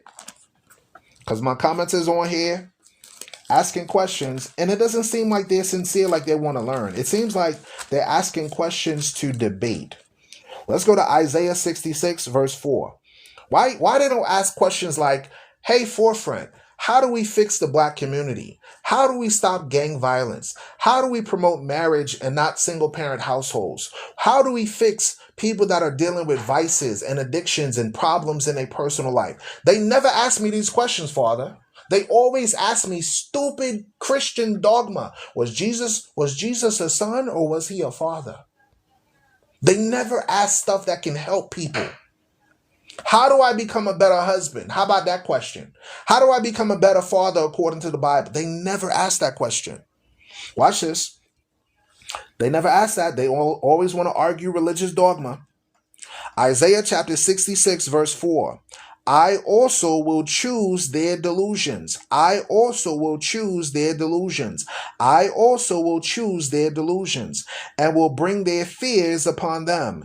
Because now God is going to give you the reason why a lot of people in Christianity follow foolishness. A lot of people in Christianity follow foolishness. Watch this. I also will choose their delusions and will bring their fears upon them, because when I called, none did answer. When I spake, they did not hear, but they did evil before mine eyes, and chose that in which I delighted not. Meaning what? They will rather have a religious dialogue and religious debate, but they won't fix themselves. They won't fix themselves. They commit adultery. They cheating on their spouse. They have all types of addictions and vices. Some of y'all still ain't give up watching evil stuff on the internet. Your corn.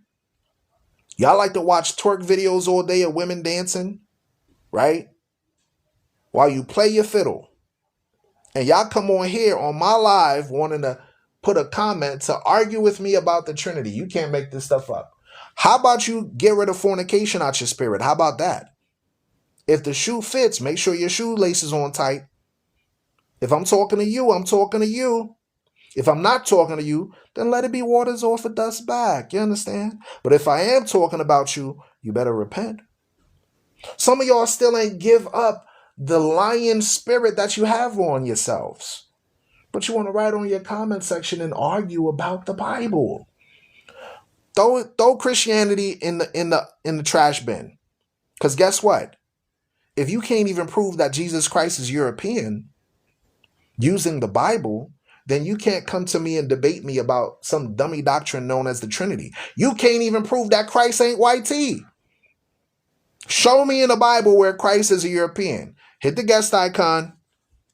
Those of you that want to argue with me about the Trinity, Hit the guest icon right now and give me 3 Bible verses proving that Jesus Christ is YT. That's what I want. And I will challenge you. I will pay you $20 from my Cash App if you could prove to me using the Bible that the central figure of Jesus Christ is YT. While I got archaeological data, while I got archaeological books proving the Jews are black, right? While I got secondary sources proving that the Jews are black, you arguing with me about the Trinity.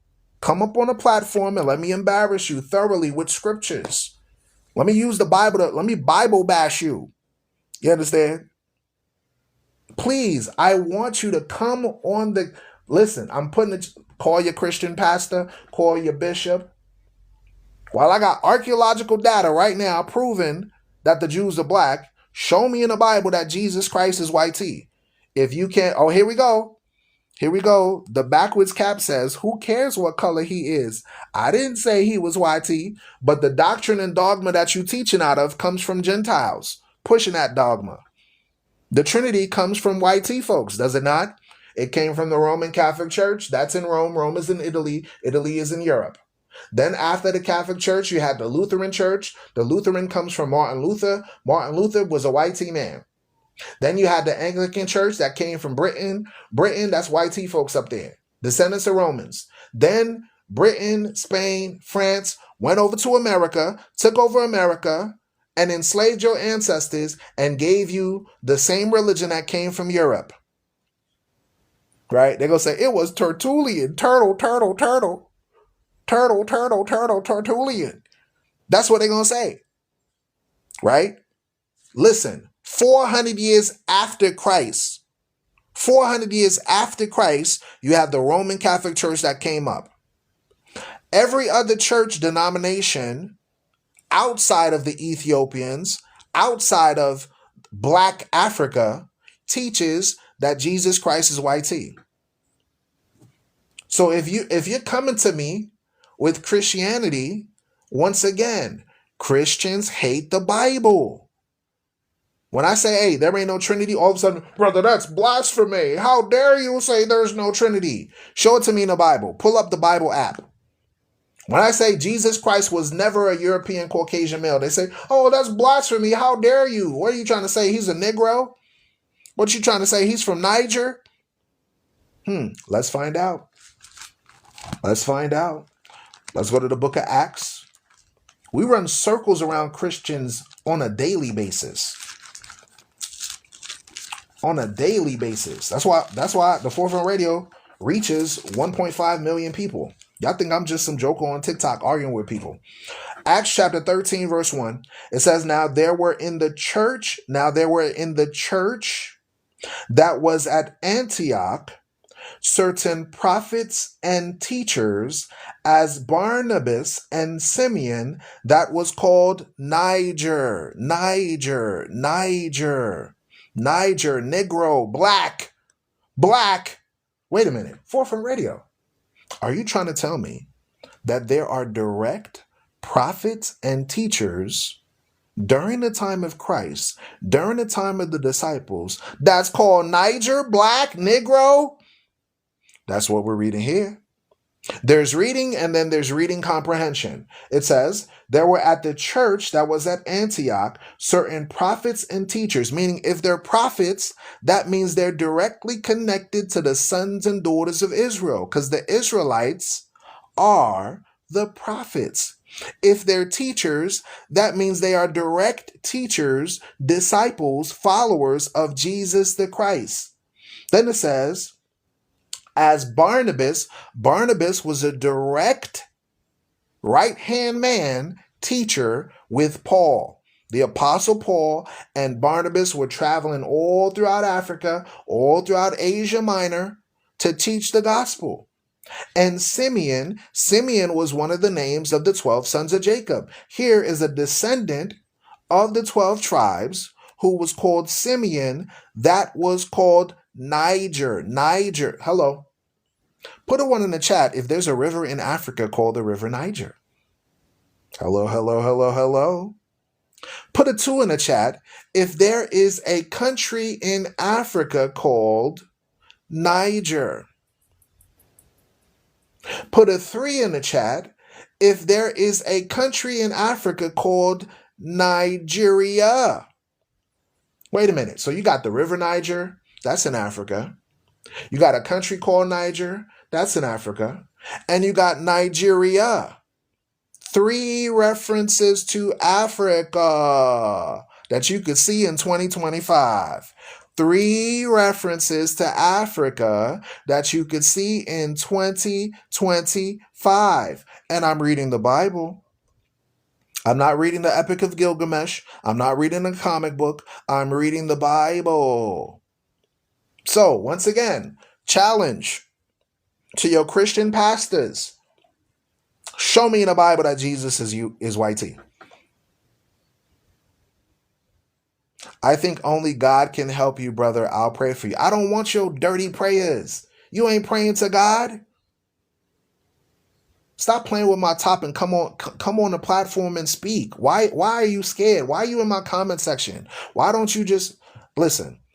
You got 5 seconds to hit the guest icon and speak your piece. The backwards cap. You got 5 seconds to hit the guest icon and come and speak your piece with book, chapter, verse. I'm not here to debate my comment section. I'm here to teach. I'm here to teach. If you say you want to give me your dirty prayer, come prove the Bible wrong. I'm reading out of the Bible. I thought you believe in the Bible. I'm at work. I can't. Yo, go to the bathroom. Say, hey, I'm gonna take a 5-minute break and I'm gonna read some scriptures. Go to the bathroom, pull up your app, pull up your scriptures, and give me the Bible verses. I'm at work. I can't. Okay? Okay, so I'll help you out. I'll help you out. There we go. Wakanda forever. Wakanda forever. That's how that works. If you come and you try to berate me on my own platform, block. That's how we resolve problems. The Bible says, cast out the scorner and contention will cease. Here it is. I'm trying to teach history and people want to argue with me about dogma. Backwards cap. You understand? Filter comments similar to those flagged by our community. I don't know what that means. All right. So let's go back to some history. Because we'll read it out of the Bible. And since people don't believe the Bible, let's go to secondary sources. Let's go to secondary sources. This is for educational purposes only. Let's flip the camera and let's go into it. This book is entitled The Bible is History and Pictures. I'm covering it again for the people that are new to the room. This is a book about the Israelites. The Israelites are depicted on hieroglyphs etched in stone. And notice the complexion. Notice the complexion.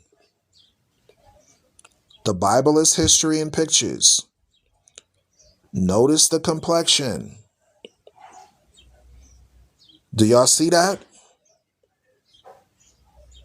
What color are these people that's on here? Can you put it in the chat, please?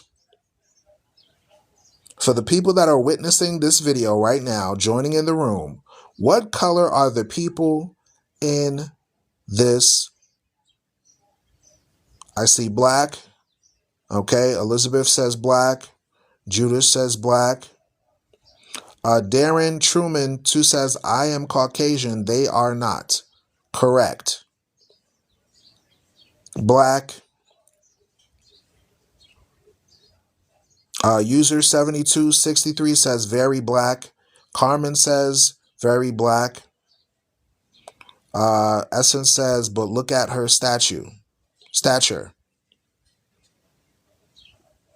You You see that? So this is a book entitled The Bible as History in Pictures.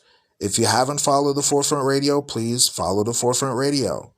Your Christian pastor will not teach you the history of the Bible. I was reading out of the Bible and people would prefer to argue, so I said, let me just bring out secondary sources. Let me back up what I say. Thank you, Carmen, for following this account. I appreciate you. Darren says, if you know the Bible, Christ was not white T-man. That's not even his real name. Correct. Christ is just a title, which is Mashiach, which means the anointed. Messiah means the anointed or the chosen. Right?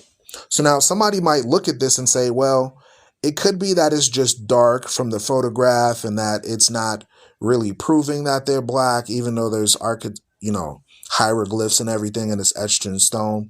Somebody could say, well, they could possibly not really be black. It's not in color, so we can't tell. Well, what about this? What about this? If you see an afro on this person's head and not straight hair, can you please write afro in the chat? If you see this individual in a book entitled, thank you, Dalva78, thank you for following. If you see a afro, can you please place afro in the chat? All right, thank you, Elizabeth Essence, user 7263.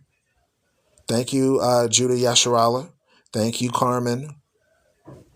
This is a book called The Bible is History in Pictures. And you see a man with an afro. With an afro. You see a man with an afro. Shalom to you as well, Dava. So, remember the story of Joseph with the coat of many colors? It's African style, black style, with fringes, right? Notice the coat of many colors, just like Joseph, right, in the Bible. And this is a man tending to an animal, and this man has an afro.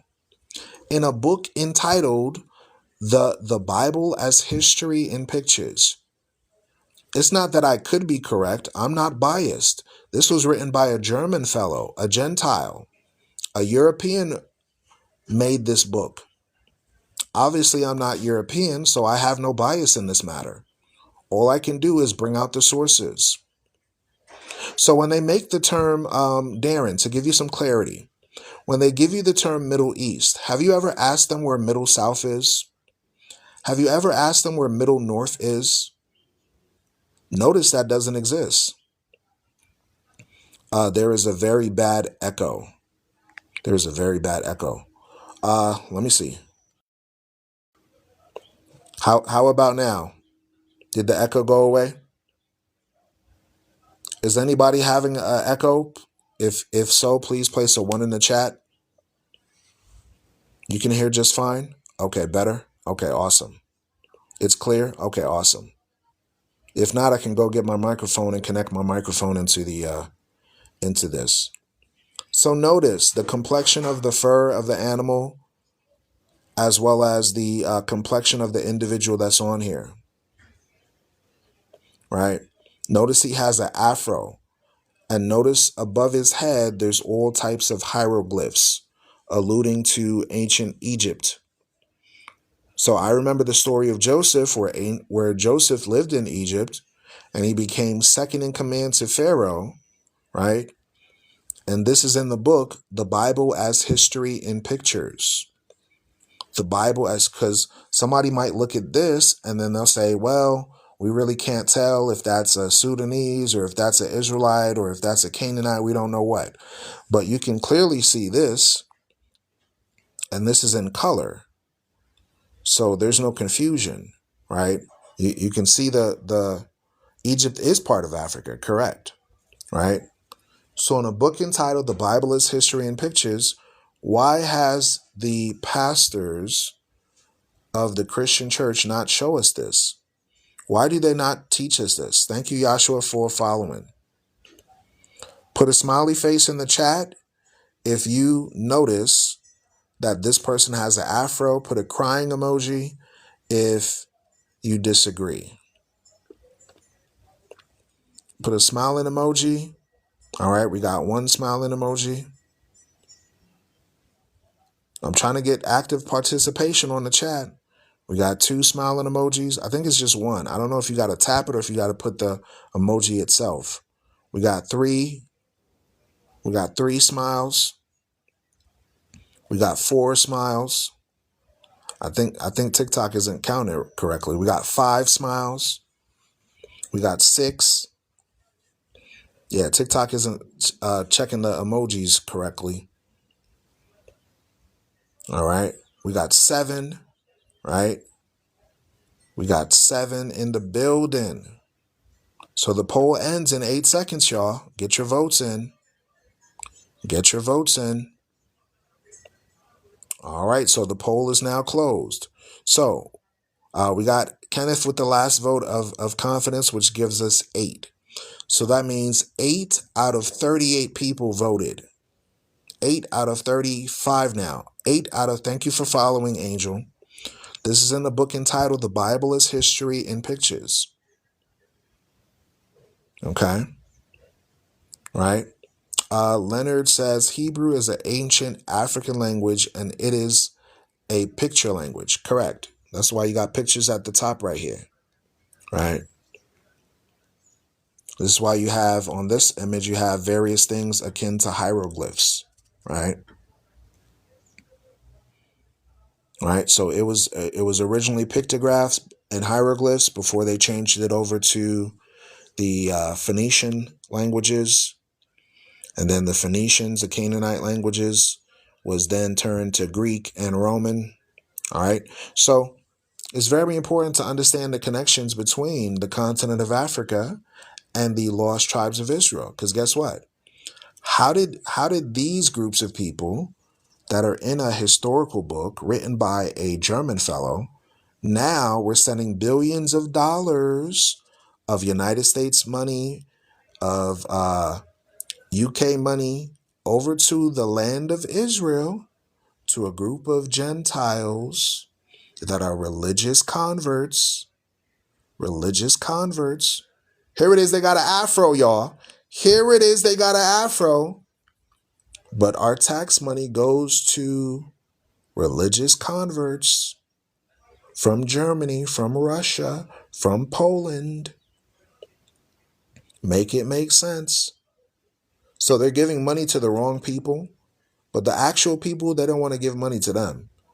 Right? They'll give billions of dollars to the small hats that converted to a religion, but the actual people with an afro, they don't give a damn about them. That's odd. That's strange. Is there some sort of bias? What about the Ethiopians that know that they're Israelites? Why aren't they getting money? Maybe that area is a colony for Western influence and not really religious people, right? What about the Israelites that live in the Americas? I think they could use billions of dollars to reestablish themselves, right? Couldn't they receive some sort of financial confiscation to build their own churches, their own hospitals, their own banking systems, their own country? Why is it that the people in the diaspora aren't given reparations? But somebody from World War II that was only dealing with something for 4 to 5 years, they're getting money, right? But the people that actually experienced the greatest level of 4, 5, 600 years of mistreatment, they don't get anything but food stamps and civil rights programs and let's revoke their civil rights. Let's just call it DEI and start to pass executive orders to revoke it, right? That's what's going on today in 2025 now. Interesting. Judah says, Khan, Darren said, I think deepest you can go is Sumerian texts, and they weren't YT, and they have the Bible flood. Okay, are you referring to the Peshitta? If you're saying the Sumerian text, you're probably referring to the Peshitta, or the Sumerian Pentateuch. So this book is called The Bible as History and Pictures. User 7263 says, if they connect to the people, they would have to connect and acknowledge their God. Correct. Correct. Correct. Correct. That's a insightful statement that you just made. Once you connect the people, because I remember the story, Shalom to you, precept me. I remember the story of Joseph with the coat of many colors, right? And this looks like so-called African style print, right? That's what it looks like to me. So-called African style print. And then notice the fringes on the borders, right? Right? Notice the fringes on the borders of the garment. This matches Numbers chapter 15, verse 38, that says, speak to the children of Israel and tell them that they should wear fringes in the borders of their garments. So you see afros, you see fringes showing you the same style of clothing that the Israelites wore is similar to so-called African prints, right? So why is it that your pastor has never taught you this? Thank you for following the account, user 7263. Why has the Christian pastor not taught us this? Maybe there's a massive cover up. Now, I'm no conspiracy theorist, but I do know that there is an agenda to hide history, right?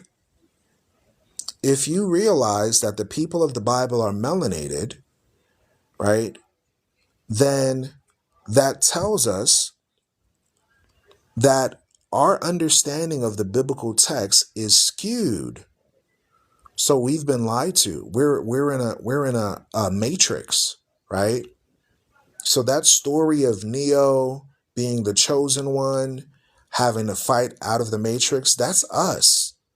That's us. We've been following lies and misconceptions for centuries. Right. User 7263 said, yes, it's a cover-up. Think about it, y'all. The Vatican, right? A whole entire religious institution with churches everywhere. Darren says, I like your program. The Bible today has been jacked around so much. Right. Good statement. Elizabeth said, to keep us in sin. There you go. There you go. To keep us lawless. That's the exact statement there. You see, if they can continue to keep us disobedient to the Creator, then they can deceive us and still maintain control, because sin is when you break God's laws. When you continue to be lawless, that allows Satan to continue to have power over this kingdom. You understand? But once a group of people unite and say, correct, Judith chapter 5, right? Matter of fact, let me show it to you in the New Testament, right? Let me show it to you in the New Testament, since some people aren't familiar with the Apocrypha yet. So let me show it to you in the New Testament. Let's go to Romans. Let's go to Romans chapter 6. And I think the verse is 21, if I'm not mistaken. No, it's verse 16. Okay. It says, know ye not that to whom you yield yourselves servants to obey, his servants you are, to whom you obey, whether to sin, the word sin means lawlessness, unto deletion, or of obedience unto righteousness. But God be thanked, meaning praises to the Most High, that you were the servants of sin, meaning in the past, but you have obeyed from the heart that form of doctrine which was delivered you. Being then made free from sin, you became the servants of righteousness. Now, what does it mean when it says that form of doctrine? Let's find out. We're going to hold this page. We're going to go back to this page in a moment, but we're going to go to a cross-reference to help us better understand what this is saying. Let's go to Proverbs chapter 4. Let's go to Proverbs chapter 4. Let's read verse. I wish I had one of those stands and remote controls so I could just control my phone from a remote. Y'all invest in the Forefront Radio so I could buy products that'll help me do better Bible studies, y'all. Okay, so here's what it's saying here. This is Proverbs chapter 4, verse 2.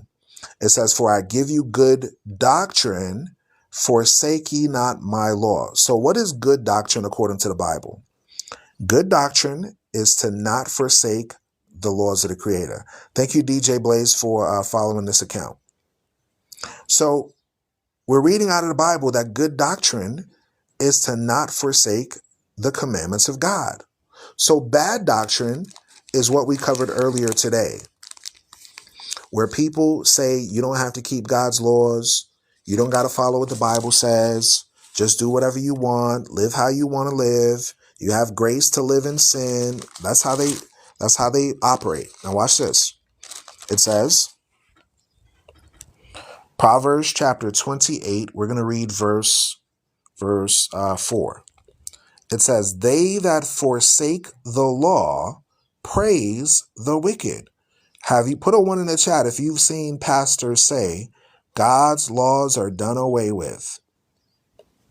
They that forsake the law praise the wicked, but such as keep the law contend with them.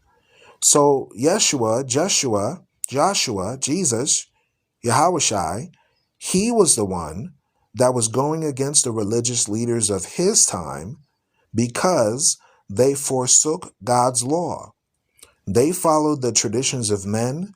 They followed the traditions of the Romans. They followed everything but what God said to do.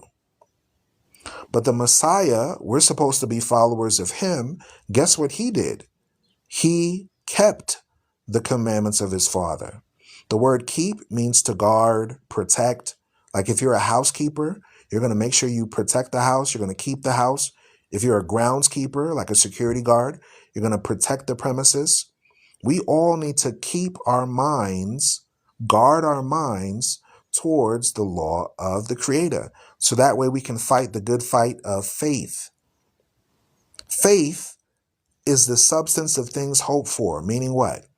We read this Bible and we believe the things that are written in it. But those that are unfaithful, like we read earlier today, they're not going to do what the Bible says at all. Thank you, John Middlebrooks, for following the Forefront Radio. So imagine all our lives, we've experienced churches. We've either visited a church, maybe once or twice in our life. Maybe we've gone to a specific denomination, right? Maybe we've gone to a specific place. Yahusha and Jesus aren't the same people. Yahusha is king. Can you please stop that, please? Can you please stop that, please? Can y'all stop making these doctrines that are not biblical? Y'all be over here making doctrines saying the letter J is blasphemous, and y'all won't even write Jesus. Watch this. I'm gonna show you right in the Bible, the same Bible that's written here. We're gonna read about Moses, right? Watch this. Y'all be making these doctrines that y'all get from y'all camp leaders and from y'all teachers and elders. That's not biblical. There's nowhere in the Bible that says that the letter J is condemned. Watch this. This is from my comment to Israelite Queen 46, right? We're reading Acts chapter 7, We're starting at verse 40. Let's start at verse 40. It says, saying unto Aaron, make us gods to go before us. For as for this Moses, which brought us out of the land of Egypt, we wot not what is become of him. And they made a golden calf, right? The false calf that they worship, right? In those days, and offered sacrifice unto the idol, and rejoiced in the works of their own hands. Then God turned and gave them up to worship the host of heaven. That's going into the sun, the moon, the stars. As it is written in the books of the prophets, O ye house of Israel, have you offered to me slain beasts and sacrifices by the space of 40 years in the wilderness? Meaning what? Your ancestors were the ones that were in the wilderness 40 years, marching around, not getting into the promised land, right? Because y'all wanted to worship other gods. The sun, the moon, the stars, the host of heaven. Now, this goes into the modern religions of today. The sun represents the Christianity with Sunday worship. The moon represents Islam with the crescent moon. The star represents the star of Judaism with the false star of David, the shield of David. Now watch this, verse 43. Yea, you took up the tabernacle of Molech and the star of your god Remphan, figures which you made to worship them, and I will carry you away beyond Babylon. So the various things people follow today come from Babylon. Watch this. Our fathers had the tabernacle of witness in the wilderness, as he had appointed, speaking unto Moses,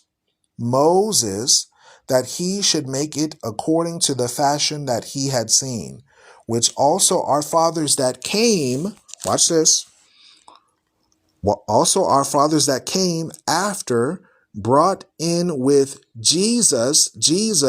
Notice I have an arrow pointing right here, and it's saying Joshua. Notice I have an arrow pointing from the word Jesus, and it's Joshua. Who came right after Moses? Joshua. Joshua in the New Testament is also called Jesus. It's the same name. It's the same name. It's the same name. Into the possession of the Gentiles, that's going into the Hittites, the Amorites, the Girgashites, the Perizzites, whom God drave out before the face of our fathers unto the days of David. So from the time of Joshua to the time of David, we were fighting against the Gentiles until David established the kingdom of Israel. And then Solomon was the one that built the house. Verse 46, that's what it says. You understand? So, what is that telling us? That's telling us that Joshua, Yahushua, Yeshua, Yahushai is the same name. So now let's look at the Bible. You have, watch this, you have the book of Joshua. That starts with the letter J. You have the book of Judges. That starts with the letter J. The same people that's putting you the doctrine of not using the letter J, they will never say, go to the book of Judges. The Y and the J are interchangeable. They never say to you, go to the book of Judges. They always say, go to the book of Joshua, or they'll say Yahshua or Yeshua, but they'll never say, go to the book of Judges. That doctrine of the letter J is not biblical. Nowhere in the Bible does it say the letter J is a sin. Okay? Watch this. The book known as the book of Job. They will never tell you, let's turn to the book of Job or Yobab. They never say that. They'll tell you straight, book of Job. So you got Judges with the letter J. You got Joshua with the letter J. You got Job with the letter J. Let's see if there's some more. Joshua, Judges. Those are the acronyms for it, right? New Testament. You got the book of John, right? They'll never say, this is Yochanan. They'll never say, this is Yohanan. They'll always say, turn to the book of John. But for some strange reason, when it comes to Jesus, they'll say, don't say that. It's blasphemy. What about the book of Jeremiah? What about Jonah? What about Jonah? What about Joel? What about Jeremiah? They'll never say, oh, let's turn to the book of Jeremiah. Let's go to the book of Yoel. Let's go to the book of Judges. They'll never say that. Right? I know that, listen, I'm not somebody that's new to this. Right? Watch this. Hold on a second, y'all. Yeah, because people think that I'm new, as if I don't know what I'm teaching.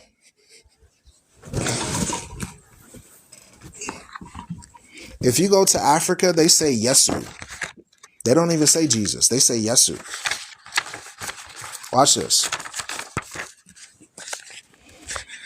This Bible is called Hebrew Israelite Scriptures.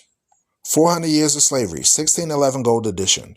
This Bible cost me $150. All right. It has the prayer of Matthew chapter 6 in Hebrew. Y'all see that?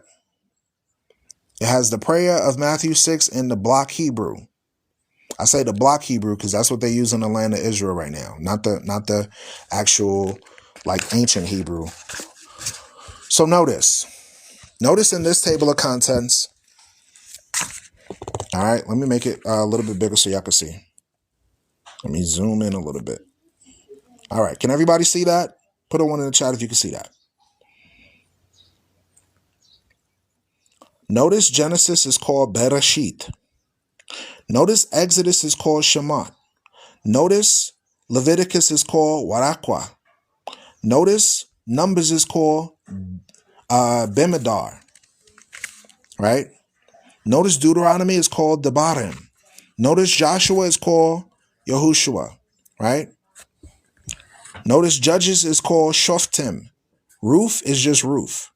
Shemuel Rishon, 1 Samuel. Shemuel Sheni, 2nd.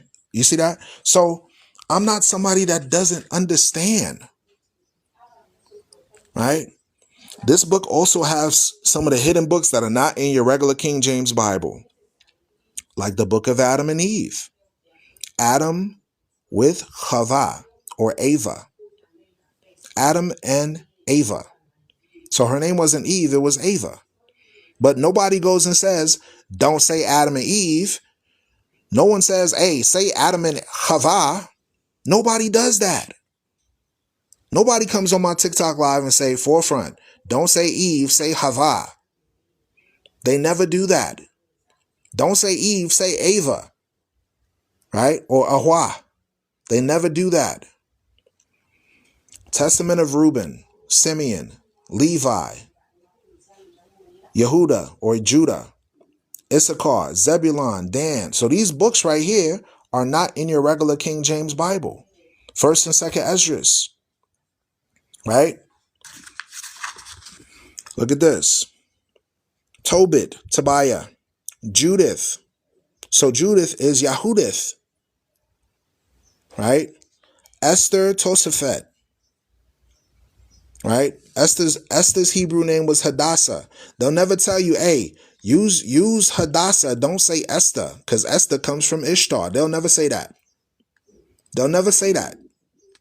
Wisdom of Solomon. Chamat Shelomo.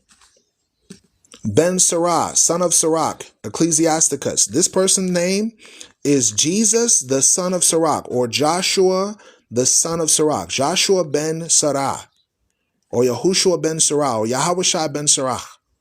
They will never tell you, don't say Jesus, the son of Sirach. They will never tell you that. But whenever it comes to Jesus, son of Joseph, Yahushua, son of Joseph, son of Yosef, now all of a sudden it's blasphemy for you to say Jesus. You can't make this stuff up, y'all. Epistle of Jeremiah. Prayer of Azariah. Susanna, Shoshana. Bel and the Dragon. Prayer of Manasseh. 1 Maccabees. There's even New Testament gospels that many of y'all don't have, like the Gospel of James, the Gospel of Nicodemus, the Gospel of Bartholomew. These are all considered Old and New Testament Apocrypha, meaning what? The apocryphal books are missing books from the Old and New Testament. Y'all see that? So I'm not new to this. I'm true to this. You understand? I study, I read. Okay? That's for my commenter that was talking about, oh, only use the Yiddish pronunciation. Y'all, these folks that's in Judaism infiltrated the Israelite community, and they the ones that's been pushing the doctrine of the sacred name movement. Okay? Say it the way I specifically pronounce it instead of and that's why you got people that will argue on TikTok and YouTube over whether they pronunciate a name correctly, and some of them are liars, thieves, fornicators, adulterers. Some of them ain't even overcome their own personal sins. Okay? So please, once again, don't be attached to any doctrines that's not biblical. Let's flip through some more pictures. This is called The Bible as History in Pictures. The Bible as History in Pictures. What demographic do you notice of this people group that's in this historical book? Written by a German Gentile. Written by a German Gentile. The Bible is History in Pictures. What is the description of the Israelites? Are they black or are they European? But because you'll have religious converts to Judaism try to tell you that the original Hebrews look like them, but archaeological data says otherwise. Notice the hieroglyphs. Notice the Jews were enslaved in ancient Egypt. And this is the Bible as History in Pictures. This is an afro.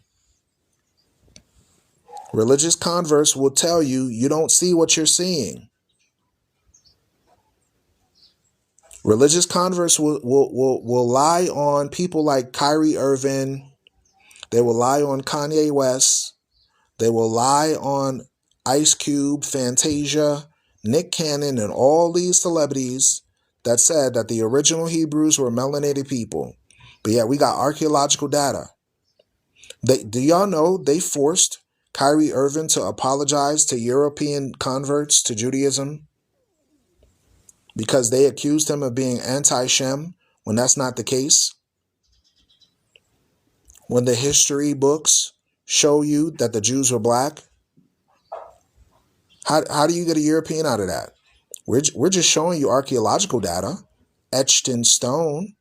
Can anybody change what's etched in stone? No. Notice the afro. Last time I checked, most, not all, but most European people that converted to Judaism, they don't have afro-textured hair. Their hair is straight hair. Am I mistaken? Right? Am I mistaken? They don't have afro-textured hair. They don't have afro-textured hair. In a book called The Bible as History in Pictures, you have individuals with afro-textured hair. You can see the hieroglyphs, right? So who should be paying the black community the millions of dollars that they sent to the land of Israel?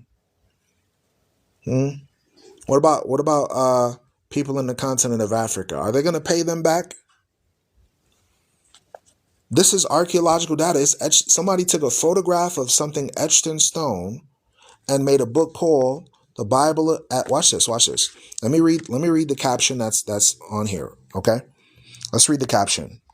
It says, Plate 1, and they took their cattle and their goods and came into Egypt. The reference is Genesis 46, verse 6. So Genesis 46, verse 6 is talking about the Israelites, right? Fleeing out of Canaan, the land of Canaan, which is of the sons of Ham, and going into another land that's called Mizraim, which the Greeks called Egypt. Mizraim was a son of Ham. Ham is Africa. The land of Ham is Africa. So the land of Israel, Syria, Lebanon, at one point, they all belonged to Ham. The Israelites were Afro-Shemitics that intermingled with the sons of Ham, like the Canaanites, the Hittites, the Perizzites, the Egyptians, the Ethiopians.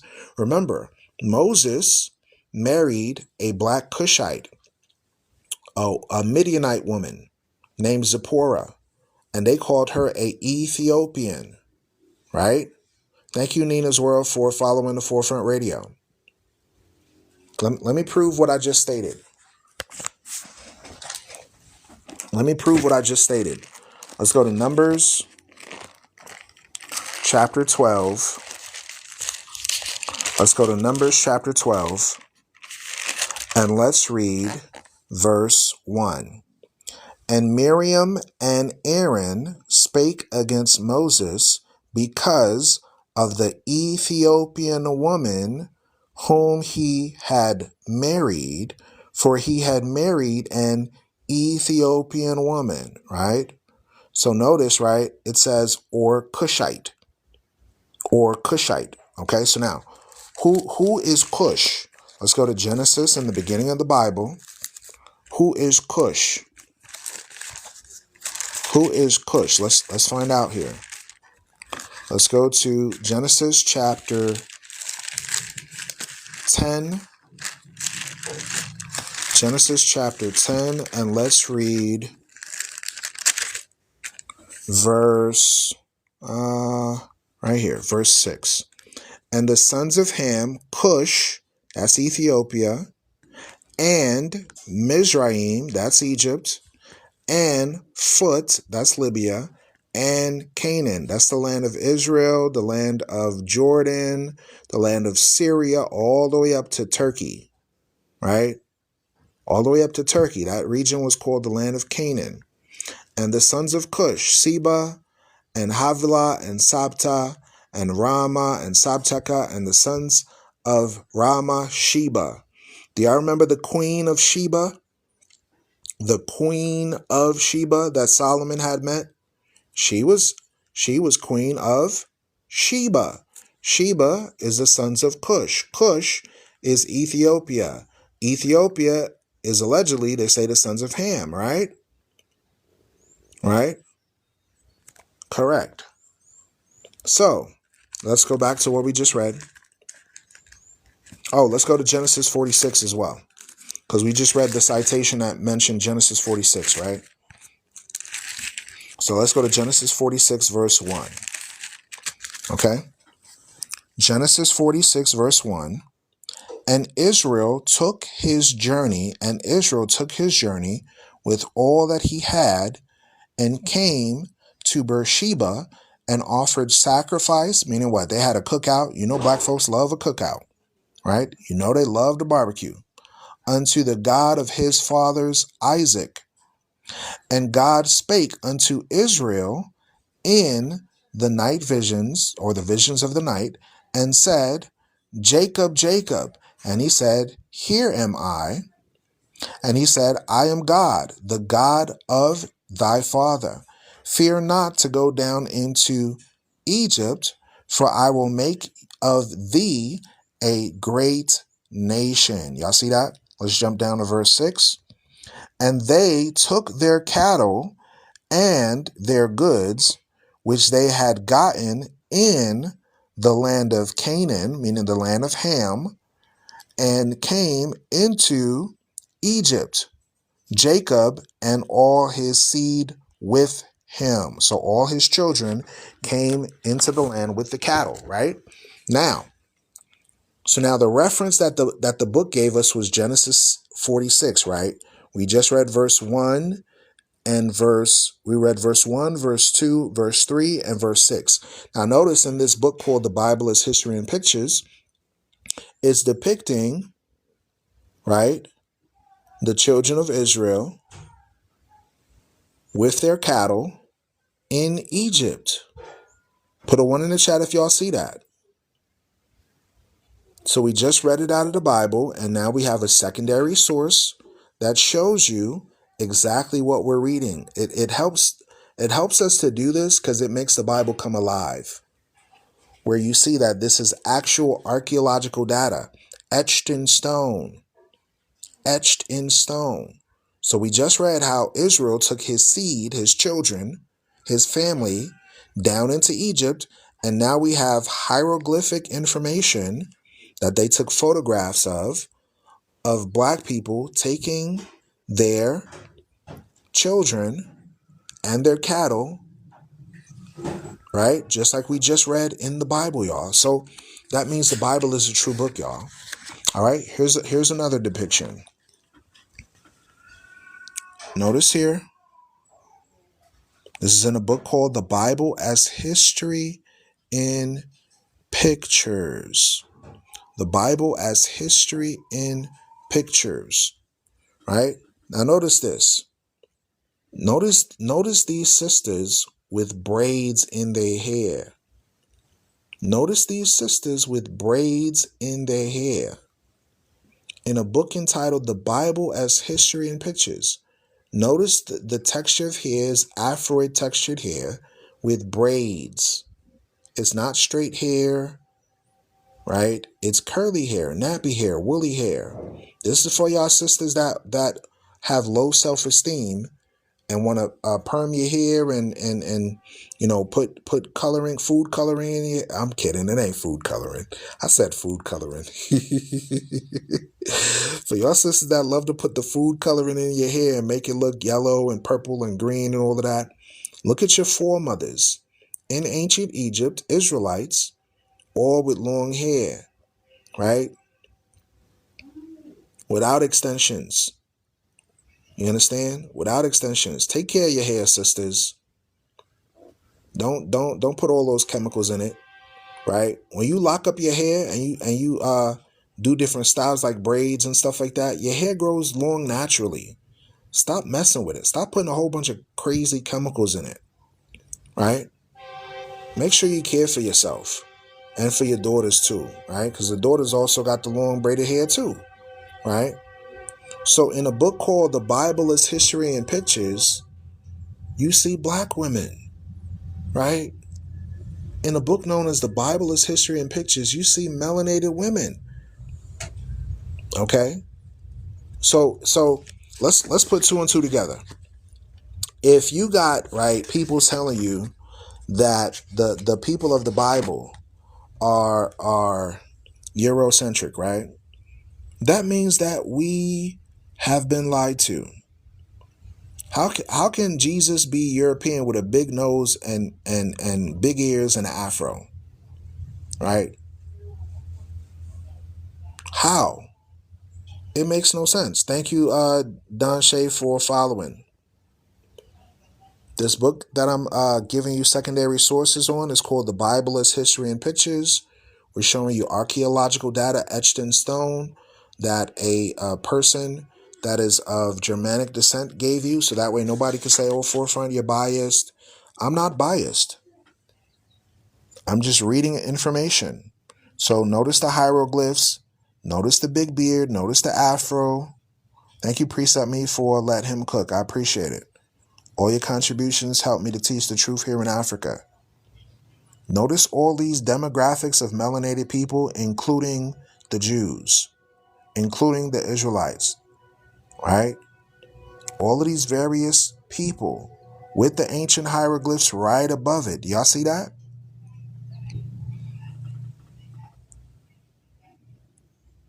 Y'all see that?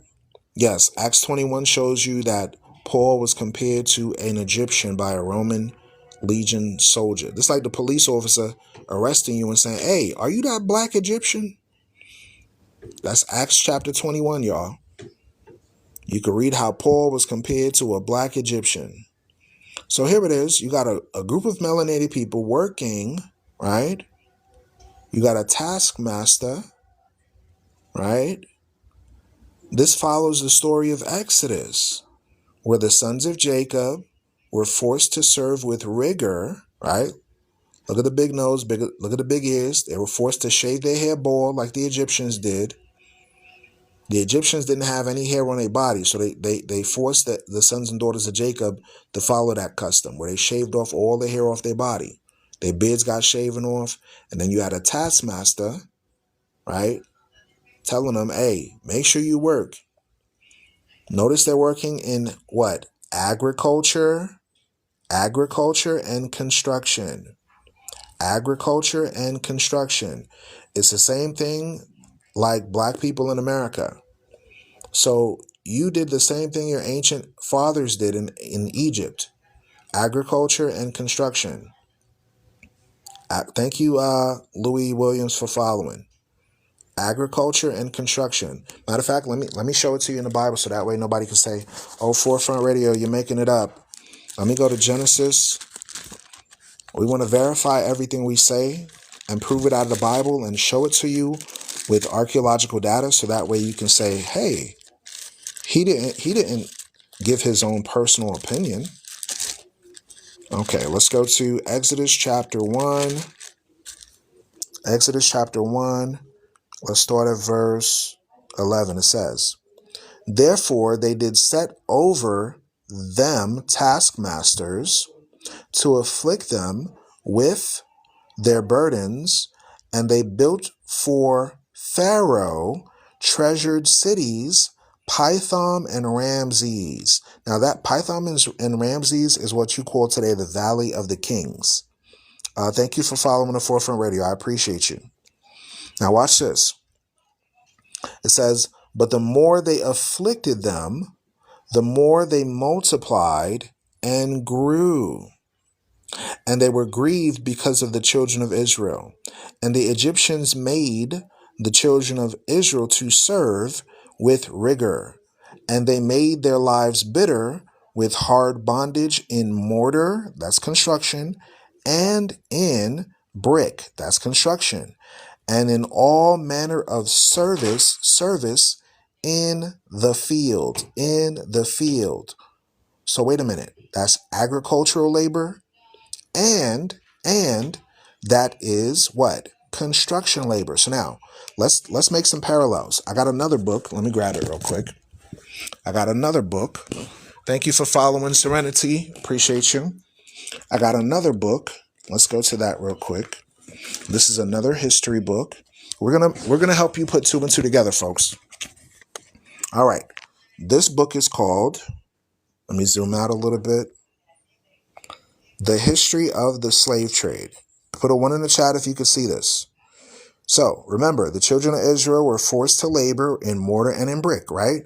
So let's see if we can find similarities to that here, and let's make some parallels. Let's go to, forgive me if I don't remember the page. I'm going to have to scroll through this book a little bit, okay? I don't remember the actual page number, but here we go. All right. So notice during the time of convict leasing, the author of the books write "Land of the Free?" And this is the time period which is known of as convict leasing, right?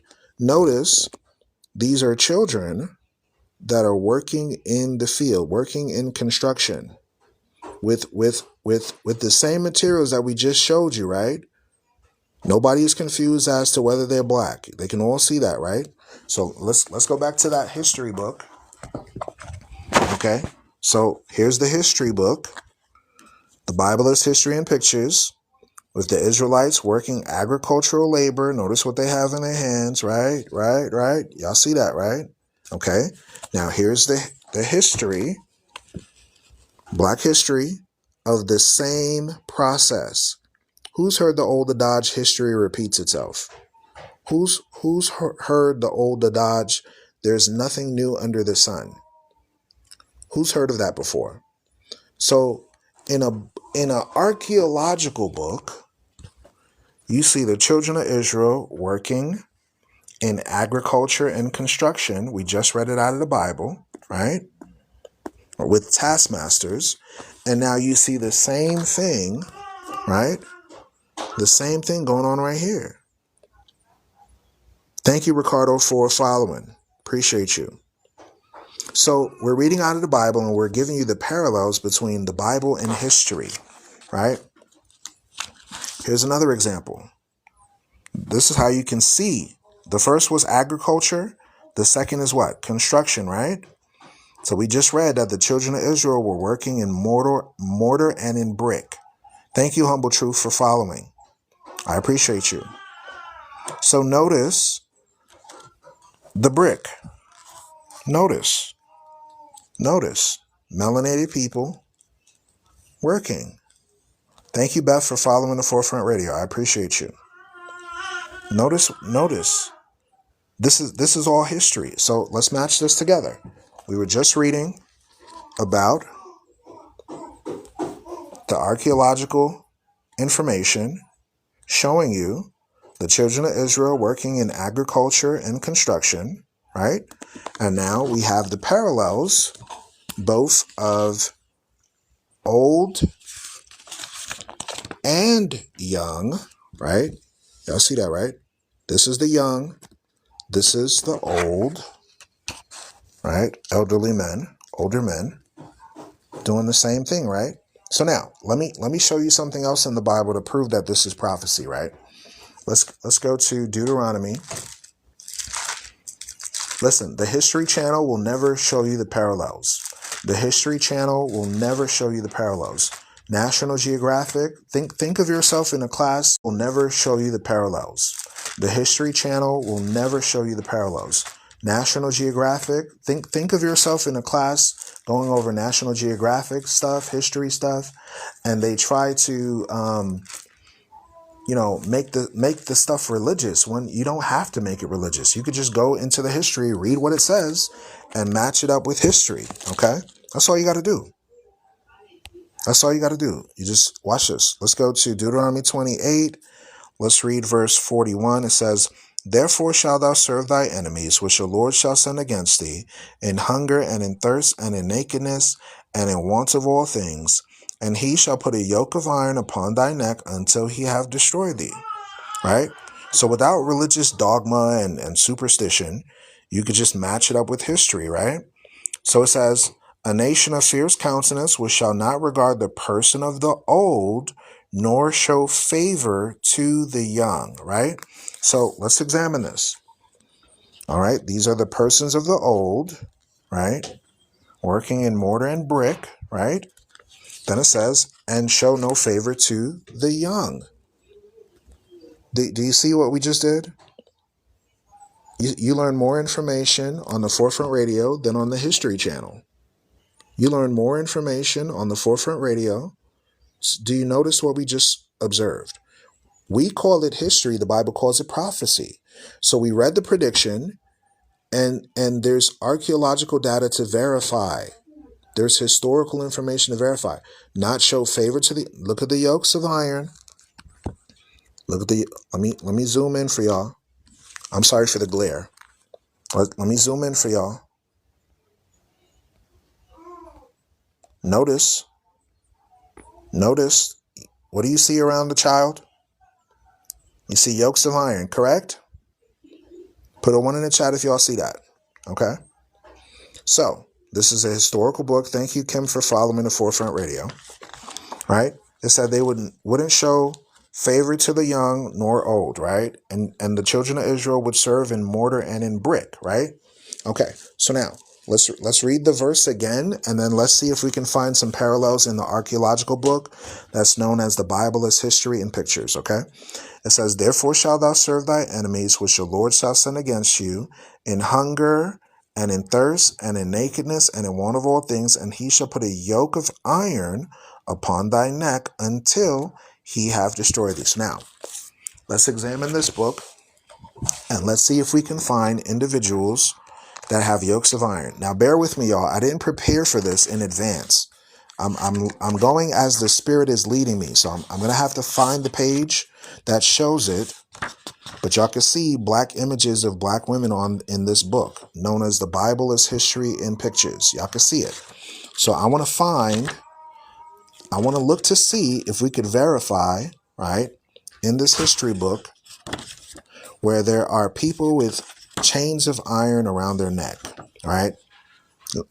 Y'all see this? This is in a book called The Bible as History in Pictures. Y'all see his black images all throughout it. Y'all see that, right? So let's see if we can find any pictures here of the children of Israel with yokes of iron on their neck in this book called The Bible as History in Pictures. Let's see if we can find it. If we can verify the information, that means We call it history. The Bible calls it prophecy, right? Let me see if I could search through this book and find any image depicting yokes of iron. Okay, I didn't find it in the early part of the book. Let's see if we could flip towards this direction.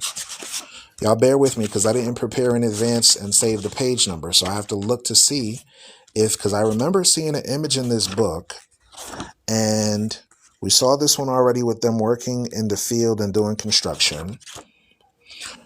We didn't see this one. This one right here shows you, right, they did try to destroy the noses and the artifacts.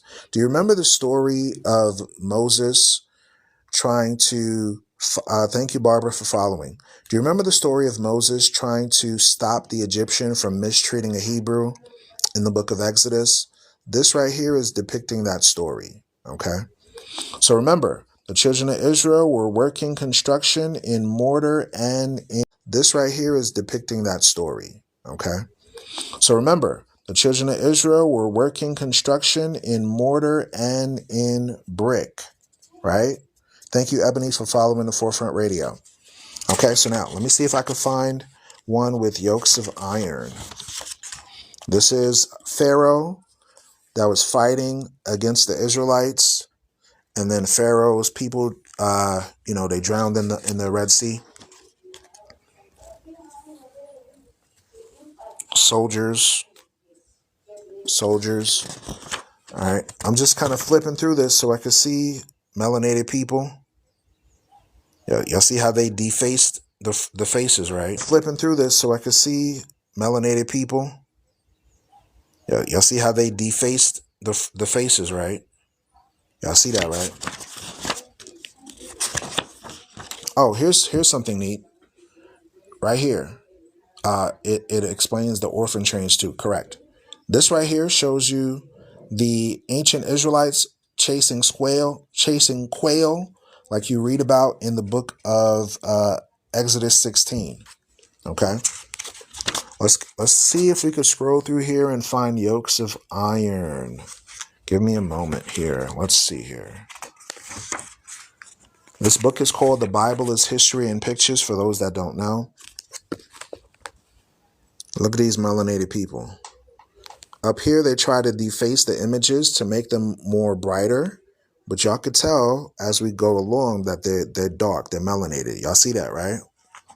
You will not learn this on the Discovery Channel, but it's there. The commenter said that they tried to rip the noses off. You are accurate. You are accurate. You see that? You're accurate. Okay? Let's flip through here and see if we could find yokes of iron. Because we just read it in the Bible, and I know I saw an image that depicted that, so I want to scroll through and see if I could find it. Yes, you notice the trend too, right? The author is Werner Keller, a Germanic person. So no one can say that the Forefront Radio is biased because a European wrote the book. Okay. Let me see here. I'm scrolling through, trying to find out if there's any depictions of yokes of iron. Let's go fast to the Babylonian captivity. Nope, that's not it. Any depictions of yokes of iron? Let's go fast to the Babylonian captivity. Nope, that's not it. I knew I saw it in this book.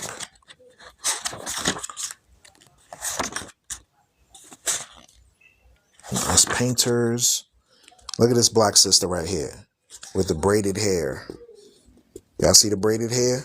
And she has a little chapeau or hat. There's no way you can get Europeans out of big loop earrings and dark skin. Y'all see that? In a book called The Bible is History and Pictures. Interesting. So the Jews in Israel are religious converts. We've been telling you this for years. Look at the melanated people. Will the History Channel ever show you this? Ancient archaeological data etched in stone, right?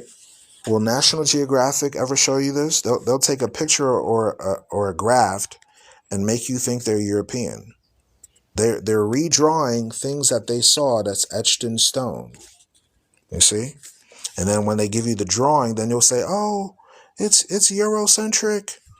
What do you know about Sophia? I'm not into Greek philosophy. Sophia is a false Greek deity. Look at that. Wow. Amazing. Look at this. It's in color now, so nobody can say, "Oh, forefront, you're making this up. They're European. They have to be Polish. The Jews are Polish. They're Russian." But why in this archaeological book they're depicted as black? I wonder. Is there a cover-up? Are we in the Matrix? Have we been lied to? I think so. I think we've been lied to, folks. I think we've been deceived. Truth be told, thank you for following the Forefront Radio. Look at this here. In a book called The Bible is History and Pictures? There's a cover-up, folks. Do y'all remember when the ancient high priests were doing the sacrifices, like the barbecues? Thank you, Rob, for following the Forefront Radio. Appreciate you. And do you recall how they had the whole entire tub set up where they would wash and clean themselves, and then they would take the sacrifice? This is like a representation of what they did in the temple, right? Archaeological data. Did you see the King Tut throne with the afro and copper skin? I believe I did see it, but it was such a long while ago. I can't remember if it was the Discovery Channel or National Geographic that put it. But after that, I think they discontinued that series talking about King Tut, right? These are Assyrians, images of Assyrians. Notice even the Assyrians are melanated.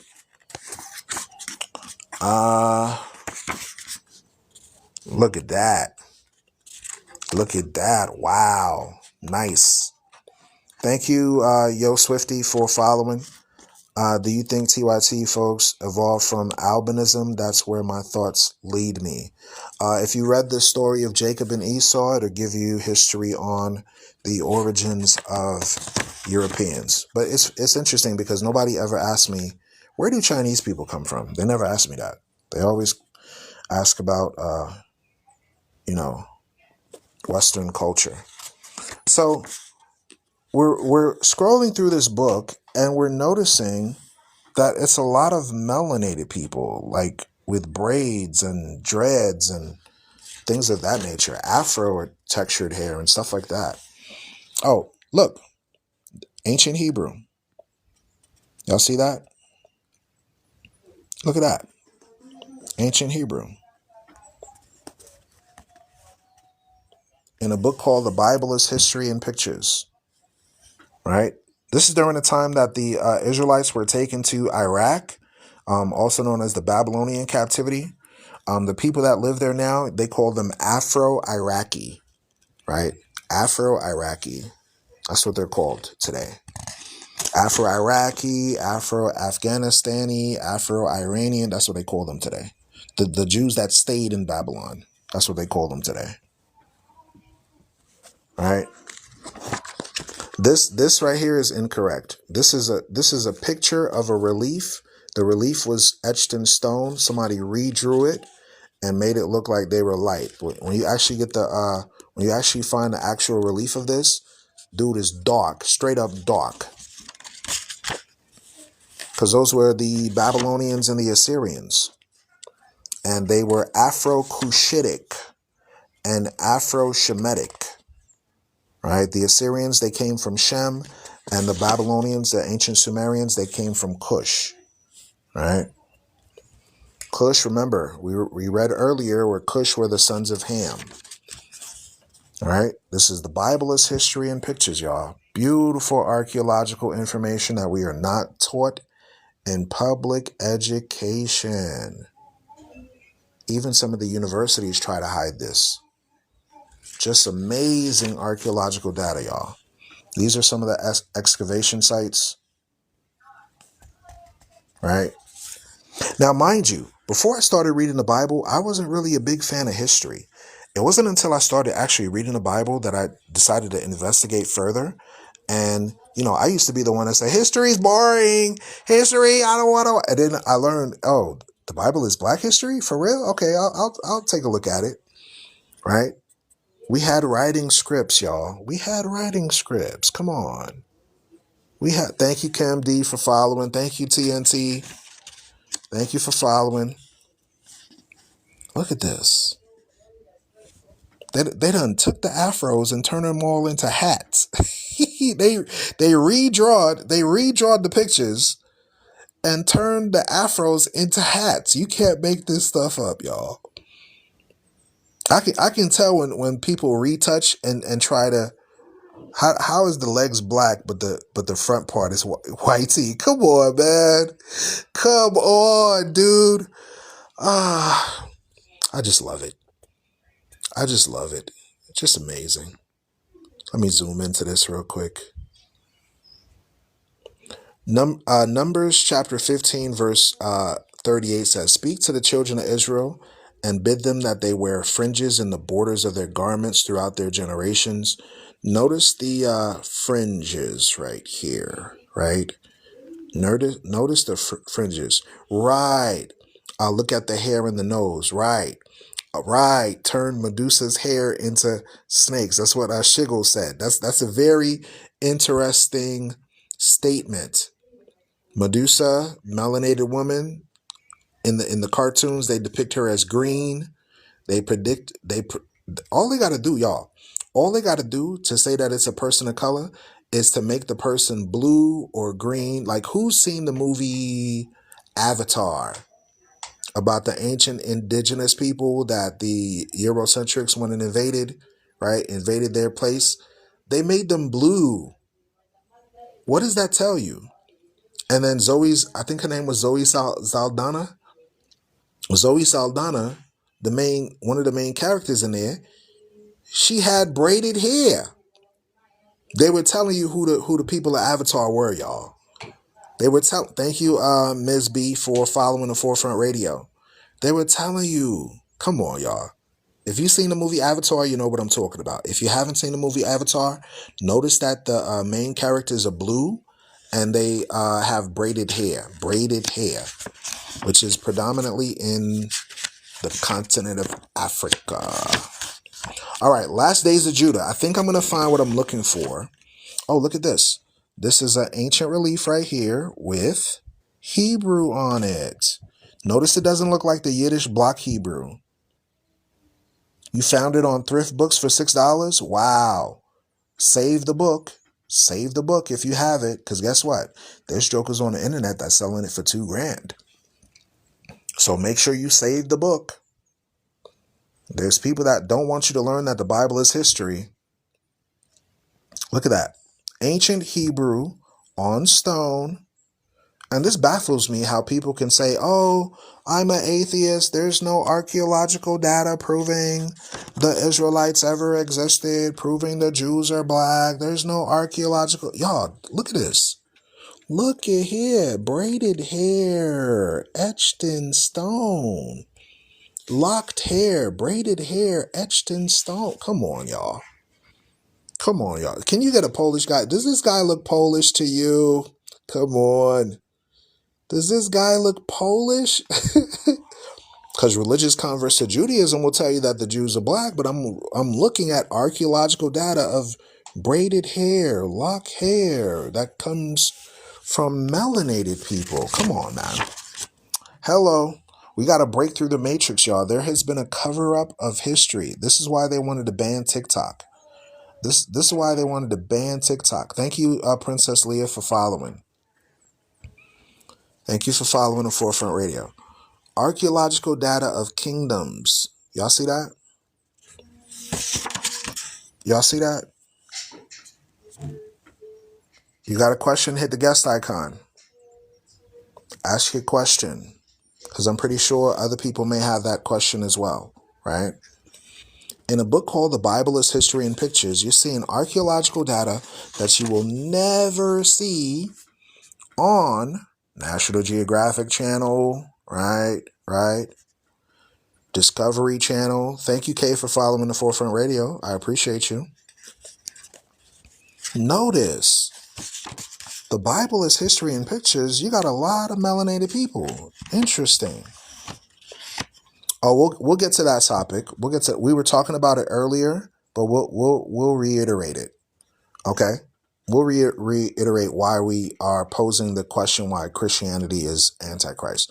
Thank you, D, for following the Forefront Radio. Okay. So April, let's think about the question, right?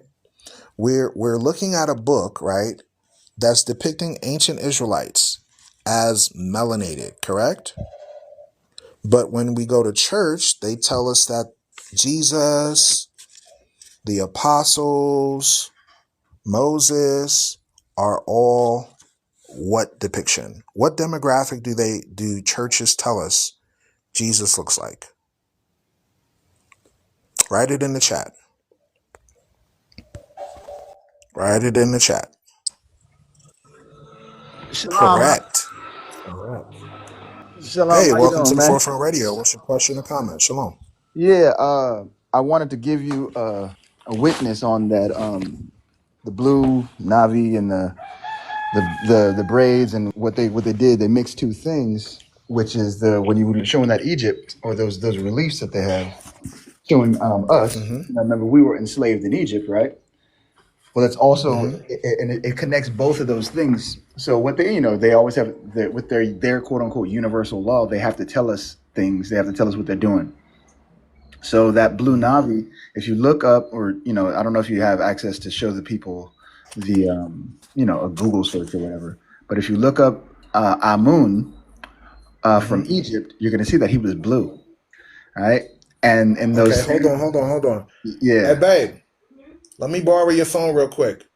yeah, you could show them I exactly want to how look up something on Google real quick. they telling us right now, Hurry. Come on. Go ahead. I'm listening. yes. Thank So you for on those, following, Coco. Thank you for following Daria Low Bead. I'm just use your phone for 5 minutes or so. What was the name of the person, Jack? so look up. You could put in blue Egyptian god, and it's going to show you Blue Amun. Egyptian God. Yeah, blue Egyptian god. Click on images, and you're going to Blue see. Egyptian God. Yep. Then click on images, and you're going to see on those same glyphs that where they have us in slavery, right? Our people. They're also going to show you these gods that they had who were Mm-hmm. tall. So that's actually they're showing us that that's the Nephilim that the Egyptians were worshiping, that we were mistakenly worshiping. So they're mixing. Images. Whoops, not video. Yep. Images. There you go. Right. You see Put that? one See in the that top chat if right y'all can one? see that. Yep. See that Oh, top this one right got one? gifts. Wow. Yeah. So that is actually one of the gods that they were walking around in Egypt. Mm-hmm. That's the Nephilim, right? Remember we have the sons of Anak that were Right? in AI when Joshua sent spies into the area and they said Yes. we were like grasshoppers to them, Yes. right? They were giants. Now you look at the movie, the what you call it, the Navi are giants. Now they're short. I see. You understand? So that same relief that's on the top right is part of it. Avatar Navi. Yes. So that same there you go. Exact same people. Now they gave them the braids to represent the other side of the colonization, like they're natives, right? That they're the indigenous, the aboriginals or whatever. But we also know that the natives that were over here were our people, right? Before they invaded and they came in. So they gave us two parts. They connected the enslavement in Egypt to the enslavement of America, which Yep, that's exactly the parallels I was going over today. Hey, you okay, right and on you see point. you see the hair, right? Look at the hair, looks just like those reliefs. And then what did they do with them? They enslaved them and wiped them out. Mm. It's the exact connection. They're connecting Egypt and America, the enslaved, and the Anunnaki, and the Navi and the Amun and all of these Nephilim gods. So they're trying to mix all of these things together to show that they are quote unquote more powerful or more conquering. And who are they? They're the same ones with the spirits that went after the children of Israel the first time. Look at here, look at here, look at here. Yep. Look at the braided hair. Yep. Y'all see that, right? Y'all see the braided hair? Oh, this reminds me of the picture that I just showed y'all earlier with the ladies with the braided hair in this archaeology book. Let me find it. Let me find it. Let me find it. I just saw it earlier. This was before Assyrian captivity, Babylonian captivity. It was a picture with the sisters. There's a bunch of sisters there, and I was like, "Wow, was this it? No, this ain't it." But you can still tell with the loop earrings. This look like a sister from the Bronx. Right. Right. And that right there. Oh, here we go. Here we go. Isaiah Here we 3. go. Look at that. Look at that. Look at that. Look at that. Yep. Y'all see the braided hair? Y'all see the braided hair? Hey, hold on a sec. Hold on a second. I gotta pull it up again. Boom. Yep. They're telling you who them people are representing. They letting you Boom. know, and they do it in a way that is going to cause confusion because they are the authors of confusion. Their daddy is the author of Let me confusion. put a kind of parallel so y'all can see the similarities with Khan, this and that. Y'all Khan. see that, right? All right, let me show you another one. Hold on. So y'all see the similarities with the braided hair here and the braided hair there, right? Okay, boom. Khan. Let me see if matter of fact, yeah, that should be good. I think there's another one though. Oh, here go another one. Here we go. Yep. So just so y'all see that these are melanated people, so y'all ain't confused, right? So here go the so-called Navi. And doesn't Navi mean the prophets in Hebrew? I can look it up real quick. Hold on. Yeah, I think the term Navi means the prophets in Hebrew. The book is called The Bible as History and Pictures. Y'all put a one in the chat if you notice the braided hair. Thank you for following Queen Donyen. Put a one in the chat if you notice the braided hair. Yes, it's All right. prophet. It means to proclaim, mention, And call, and summon. It's okay, let also me pull up. represents seer and prophetess Okay, Navi in Hebrew. definition. You can put Navi in Hebrew as well. Okay, it's giving me German. Yeah, it's going to give you their stuff. Remember, because the term Navi isn't the Paleo Hebrew, which we did. That's the German Hebrew, the Yiddish Hebrew, Yeah, because they replaced the Yiddish. letters. Yeah. They replace the letters. But if we research, if we study to show ourselves approved, we will actually see where they put the deception in. Mm-hmm. And then they flipped it to now call it Navy Exactly. with the Y. So Navi, the word Navi means prophet, right? Y'all see that on the screen? Prophet, Hebrew term prophet, right? So we just looked up how the people of the Avatar series is called the Navi Right. in Avatar. And And y'all remember that? Y'all watch this. I'm gonna show you how they flipped it, right? Don't they call the God of the Bible Yahweh or Yahweh, right? uh-huh. In the movie Avatar, they flipped it and made it a woman and called it what? Awa. Yep. Same. Yep. Awa. So instead of Yahweh or Yahweh, or like some people say Ahaya, they changed it to, in the movie Avatar, they changed it to what? They changed it Awa. to Right. Awa. Which Here's is your a phone back. feminine form. You taking the Yah out of Yahweh. Right. That's all they did. They took the Yod, Mm-hmm. which is the arm. They took the arm, the right hand, right, out of Yahweh, which is also Eve's name. Awa Yes. is Hey, that's Eve's what I was name. showing them earlier. I was Oh, showing them Eve is called Hava or Ava. Matter of exactly. fact, let me show that to y'all. Just in case if y'all forgot. Y'all see we got books on top of books, right? And we read. We reads around here. Yeah, yeah. Hey, we got Oh to. man. That's the only thing that's gonna get us out of the dark. It's the only thing. You gotta study. And remember, in Hebrew, we ain't got no V. In Paleo, it's Wa. It's a W. That Eve Book of Adam and Eve. is Awa. Adam wa Hawa. Yep. Hawa is the same name as Ava or Ahwa Eve. Right. There you go. See, and if they look in the Strongs, they'll see it, right? And we don't have V, right, in our paleo. That is, they added that in the Yiddish German, but it was always W before that. It was the Yep. wump sound. Oh, and so I have another thing to connect you for the people to be able to connect. Just Okay. Google Egypt enslaved hieroglyphs, Let me borrow your phone one more time. and Why you you guys looking are at gonna me like that? see so Let me many. use your Like, phone. I gotta look up something. you'll see the melanated people, and you'll also see the gods. Y'all will see the connection of what they had, which is why I'll we look it up in a sec once my wife passed me the phone.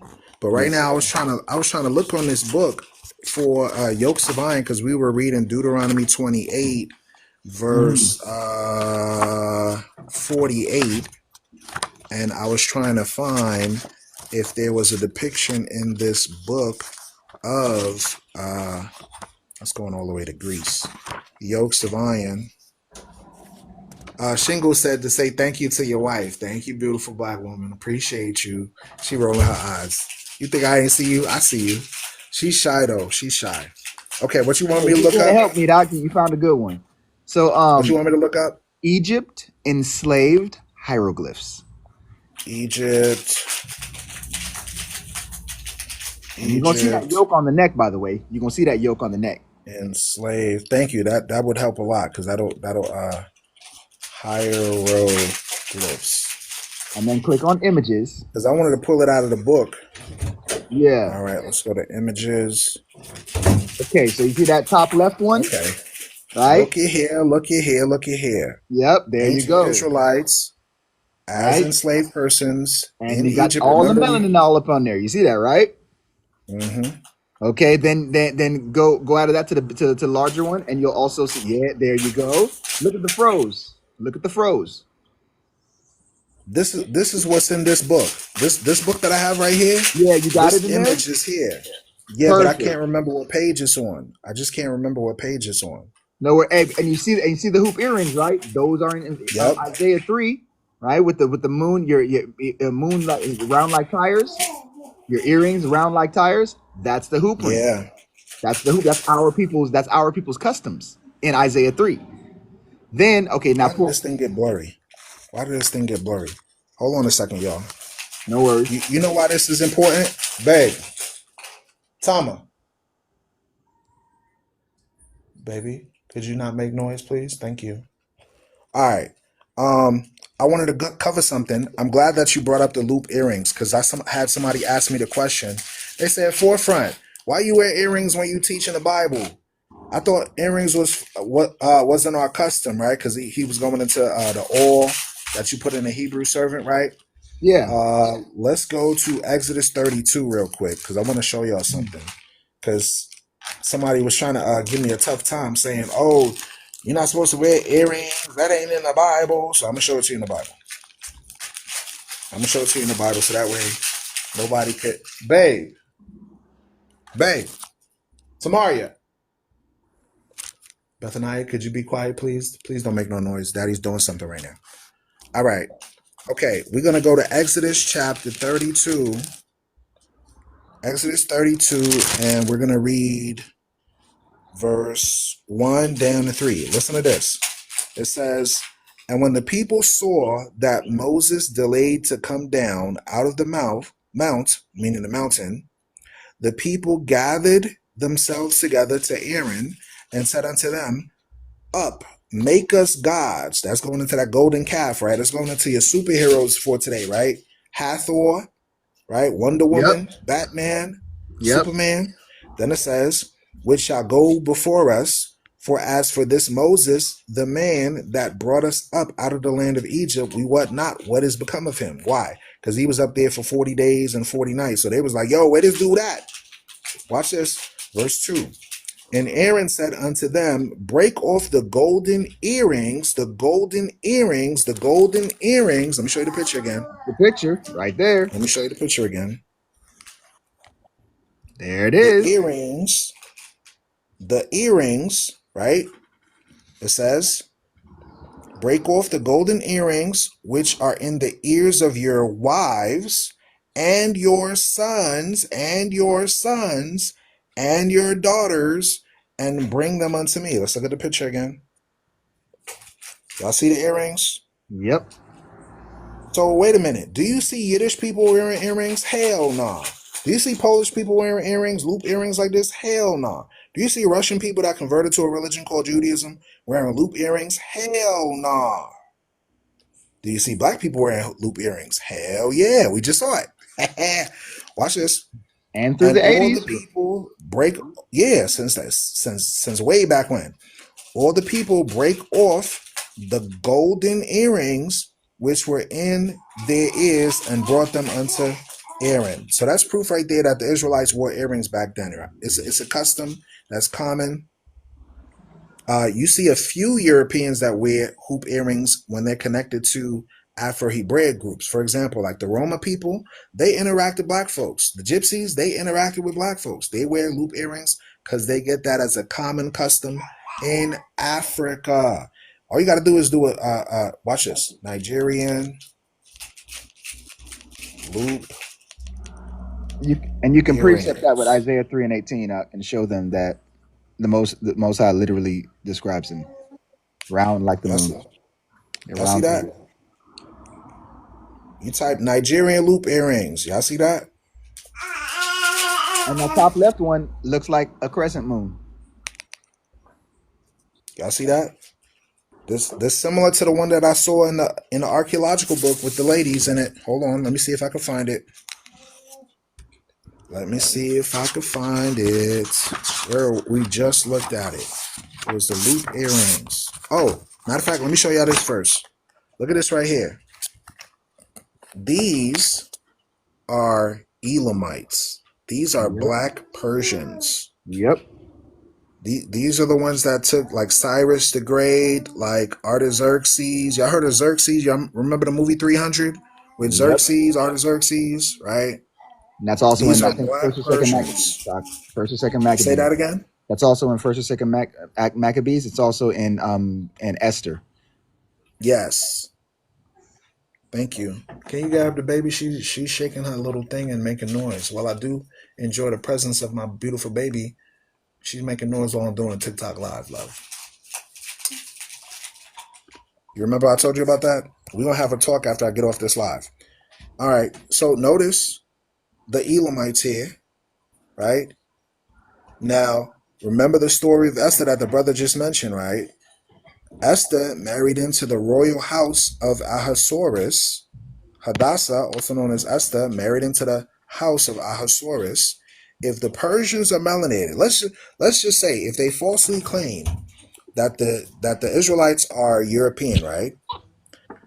If Esther, right, intermingled with black Persians, what colors they babies? Blacker than black. I wonder, I wonder, I wonder. But that's Right? also I why they got. wonder. That's all they want. That's also why they got a Brazilian to play him in the movie 300. They got a Brazilian to play Xerxes, Artaxerxes. the giant. Yeah, they didn't get a Persian to play him. They got a black man. Ah, He's a Brazilian dude. Like that giant that the dude remember, he's yeah, also a he was giant. mad tall too. He was a giant. Yeah, he's Nephilim, but they made a black man. He was a mixed black man, because he was a Brazilian, but he was African Brazilian. That's I'm why they trying to got find that picture. Where that picture at with the lady with the loop earrings? I just saw it earlier too. I was showing it to y'all earlier. Nope, that's not it. Y'all, so there's so much history that has been hidden from us for years, centuries. They listen. A book like this, they will take it, repackage it, and sell it to you for $2,000-$3,000 just to keep you from knowing that the Bible is Black history, y'all. You see that? Khan. Yep, those are the same images. That's a good book, huh? I'm trying to find the one with the ladies with the loop earrings. How you get a Polish guy out of this? Does he look Polish? Yo, does he look Polish? Hello. Does this guy look Polish? But yet you'll have Christians that want to argue and say, "Oh, Forefront Radio, why do you speak against what we teach? Why do you say Christianity is antichrist?" Okay, let's touch the topic now. Let me cut off the history stuff. Let's talk. Let's talk. If you disagree with the topic that Christianity is antichrist, please come up and we're gonna discuss it. While they do that, do you want me to show them, read them the Apocryphal Esther that has Artaxerxes right there? Yes. Okay. So this is chapter 16 of Apocryphal Esther. If you guys got the Apocrypha, this is the 54 book Apocrypha is in there as well. It says the great king Artaxerxes from India to Ethiopia to the governors and the princes of 127 provinces which obey our Wait, command. from India to where? From India to where? Yeah, to Ethiopia. Say that again. To Ethiopia. Now, how is a Persian man in Ethiopia right now? You can see what they look like. If you go there, you'll see My what they head look hurt. like. My Yeah. head hurt. Yeah. Yeah. From India to where? Ethiopia. And if people actually go to Ethiopia, That's in the they'll know what Bible. people are going to look like. Yep. This is Apocryphal Esther, chapter 16. And this is where she's pleading, by the way. We was about to be wiped out as a whole entire people. Esther saved us at one point in time because they had plotted against us. They lied and said that we were going against the king. He got pissed off. And because Esther prayed and went to them and went to the Most High, she took off her sackcloth, he took off her earrings, he took off all of her nice, beautiful things, and then went and pleaded with him. It was a woman actually that saved us because he saw her, she got all beautiful, and then she went in and then she swooned. And right here in 15, it shows you that was Artaxerxes, the king. And then he ended up killing the people that were plotting against us, and said if anybody touched us at that point in time, to not basically to that they would get what the rest of them got.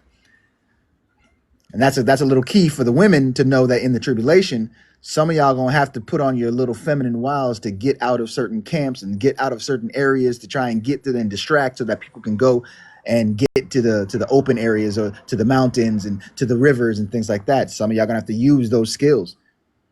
That's a revolutionary black woman right there. Yeah. Hold my hoops. Hey. Yeah. She said the hold my hoops moment for real. Yeah. I like it. I like it. Hold them earrings real quick. All right. We got Baba 5. Welcome to the Forefront Radio. What's your question or comment? What's up, bro? Can y'all hear me? Yes. I ain't have no question or comment. I just wanted to say what I was talking about with the earrings. I do see more white people wearing hoop earrings now, like in America. And I just want to say I'm not saying that they are the originators. I'm just saying that we got to know that they steal from us. You know what I'm saying? All day. And they make us hate ourselves. You know what I'm saying? So I feel like when we know this stuff, knowledge is power, but knowledge with action is power. That's where it's at. You know what I'm saying? That's where the power at. So we knowing this stuff, we got to start taking action. We got to take pride in afros, braided hair, and stuff like this. Mm-hmm. Other than that, they going to take it from us and make us hate it. Imagine if everybody knew that the Son of God looked like this, more similar to this, right? Wouldn't you think that we have more appreciation for ourselves? And wouldn't you think that there would be more peace in our communities if we understood this? Because guess what? The reason why I got the topic that Christianity is antichrist is because when they depict him any other way besides melanated, right?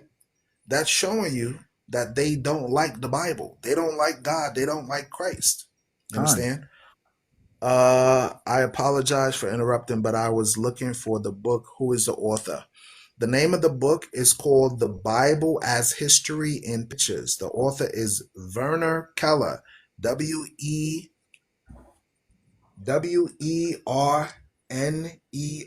Keller. Keller. Somebody write it in the chat. I got you up. Werner Keller. Wait, let me flip the camera. Hold on. It look like it's backwards. Mirror video. Mirror video. Oh, she found it. Okay.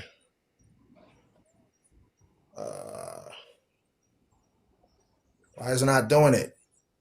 What's up with this They don't want you to. thing? They don't want you to see. The devil. Y'all see that? The They devil. don't want you to Sheesh. see. Hold on. Let me turn off the filter. Sheesh. Had to turn off the whole filter. Just to, y'all see that? Yep, there you go. The Bible as History in Pictures. All right. Take a screenshot. Take a screenshot. 5, 4, 3, 2, 1. All right. If you ain't take a screenshot, I feel bad for you. All right. Let's touch on the topic. Baba, why do you think I say that the Bible, that Christianity is Antichrist? Why do you think I say that?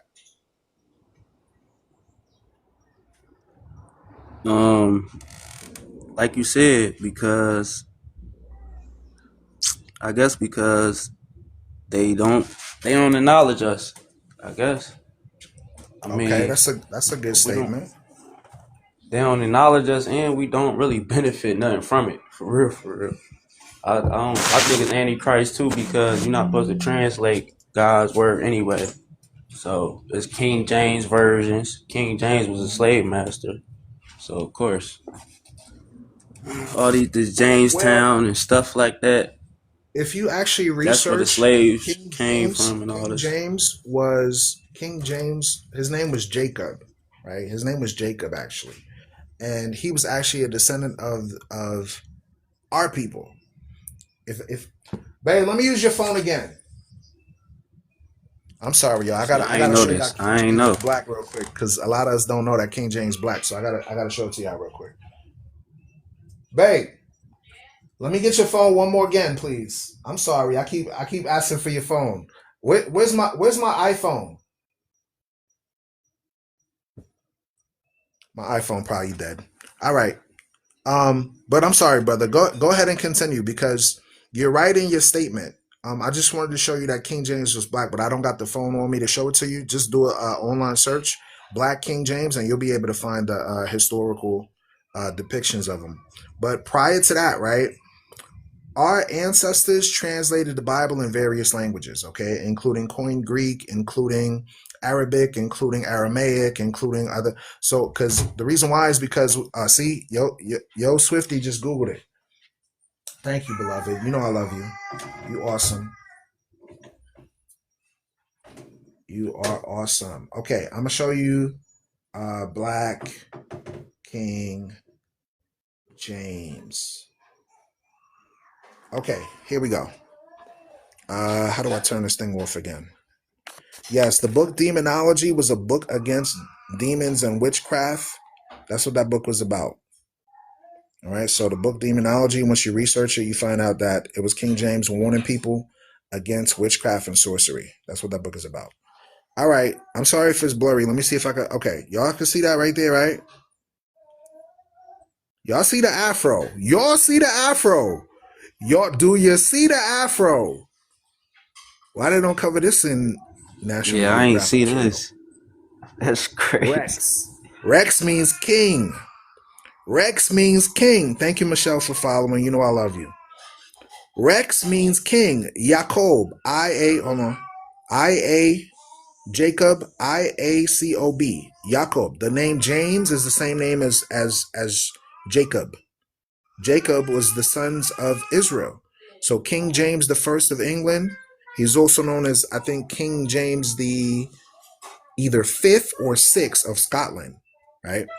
Look at the afro. Look at the. Hey, you know how the Italian be like, look at this. Somebody come look at this. Look at it. Hey, Charlie, we got a Negro here. Do y'all see it? Do you see the Afroid textured here? So But this then is you who go. wrote the Bible. Nah, he didn't write the Bible. He just authorized translators to Yeah. translate it. So Well, now, right. Yeah, the King James so now, version. now, if I just type King James, right, on Wikipedia, they got this. Who the hell is this nigga? Who this But it be? looked like a white version of the other one though. Yo, that's what That's what they they do. do. That's what they do. Who That's the hell? crazy. Same thing with Beethoven. Yo. The same thing with Beethoven, by the way. Oh man, The they same thing crazy. with So they been had Beethoven. AI before they right. This AI before AI. Yeah. Right. Yo, Can I this read them AI scripture? before AI, y'all. Can I read them scripture to show that they have them doing this in the scriptures? Yeah, go ahead, bring it out. So this is First Maccabees 3:48. It says, "And laid open the book of the law, wherein the heathen had sought to paint the likeness of their images." Say that again for the kids in the back. And laid open the book of the law, the Torah, right, wherein the heathen had sought to paint the likeness of their images. So, what this is telling us is that the Gentiles knew who we were. They Yep. confiscated our documents when they placed our ancestors in captivity and then placed their images, their pictures in the Bible. Then they turn around and tell you color doesn't matter. Color doesn't matter. Where Jesus is all colors to all. Jesus is a rainbow. He's olive. He's Middle Eastern. He stop the cap. And Stop there's the only cap. two Hey, Stop where olives, you by the say way. playing. that? Say that again. Huh? It's Say that again. First Maccabees 3 and 48. Yes. First Maccabees in the Apocrypha, chapter 3, verse 48. Artistry Bar said, explain your background. Sure.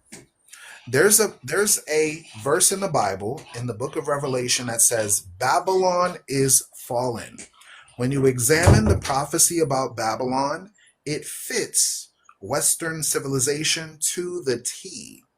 In fact, you have a person named Elon Muskrat. Y'all see him right there? Y'all see him right there? Y'all see him right there? Yep. Who gave the Hail Hydra symbol. Hail Hydra, Hail Hydra. Oh, like all up in there, like all say it with your chest.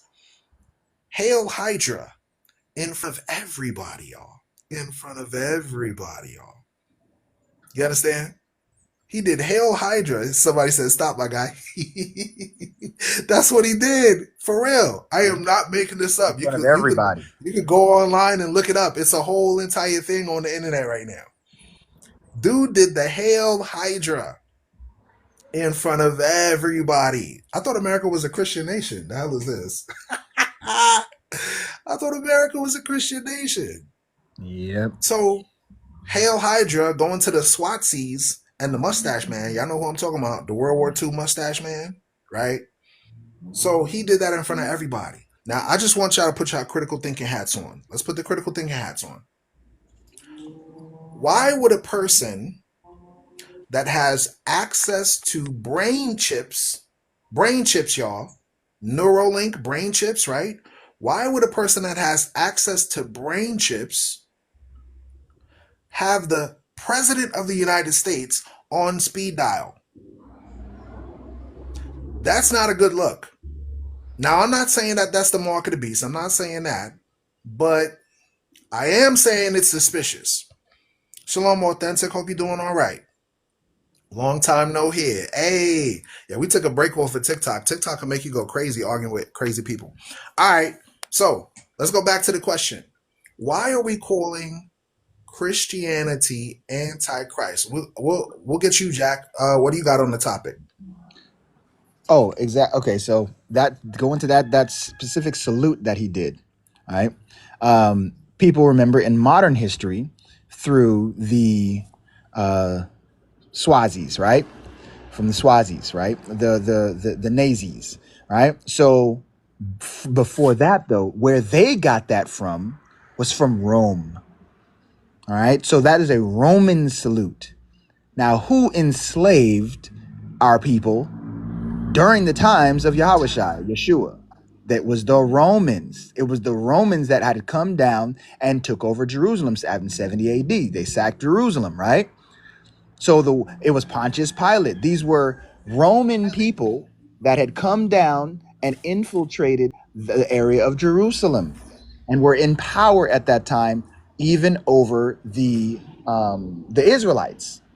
Right, so we had two groups of Israelites that were in Rome at the time. You had Northern Kingdom and the Southern Kingdom. Right, the Southern Kingdom, which was Judah, where the Pharisees were from, they had made deals with the Romans when Romans came in order to keep their place and nation. They hadn't been fully enslaved yet because they made deals with them, which is why they sought to unalive the Messiah, because they said, hey, we better do something about this dude. Otherwise, they're going to take away our place and nation. They literally said, hey, them people ain't going to like that he's one of us and saying that he the king. And then the rest of them, the kings of our enemies, which are really their allies at that time because they had went in cahoots with them, are going to unalive us. They're going to take away our place in our nation. And they're going to make us be like all the rest of the quote unquote Gentile Israelites that were enslaved. So we know that because and I can give them do you want me to get like precepts? Because I can give them precepts on all of this. Yes, just give me 2 precepts on that. And while you look that up, I'm going to show y'all the archaeological data based on what he's saying, right? This right here that you see on the screen is when the Romans, y'all can see what demographic that is. Got that Superman chin and that hook nose. Mm-hmm. Mm-hmm. Like the old ladies in the church, be like, mm-hmm. Y'all see what demographic that is? We ain't even got to say. Right? The Romans, everybody know the Romans, right? When they came in and they stole our stuff from Africa. That's a menorah, y'all. The menorah Yep. belonged to the Israelites. Y'all see that, right? Ran up in there, stole our stuff, and it made a religion. They made Judaism and they made Christianity. And You see that? Islam. Don't And forget Islam. Islam. It's them who pushed the whole Islam thing on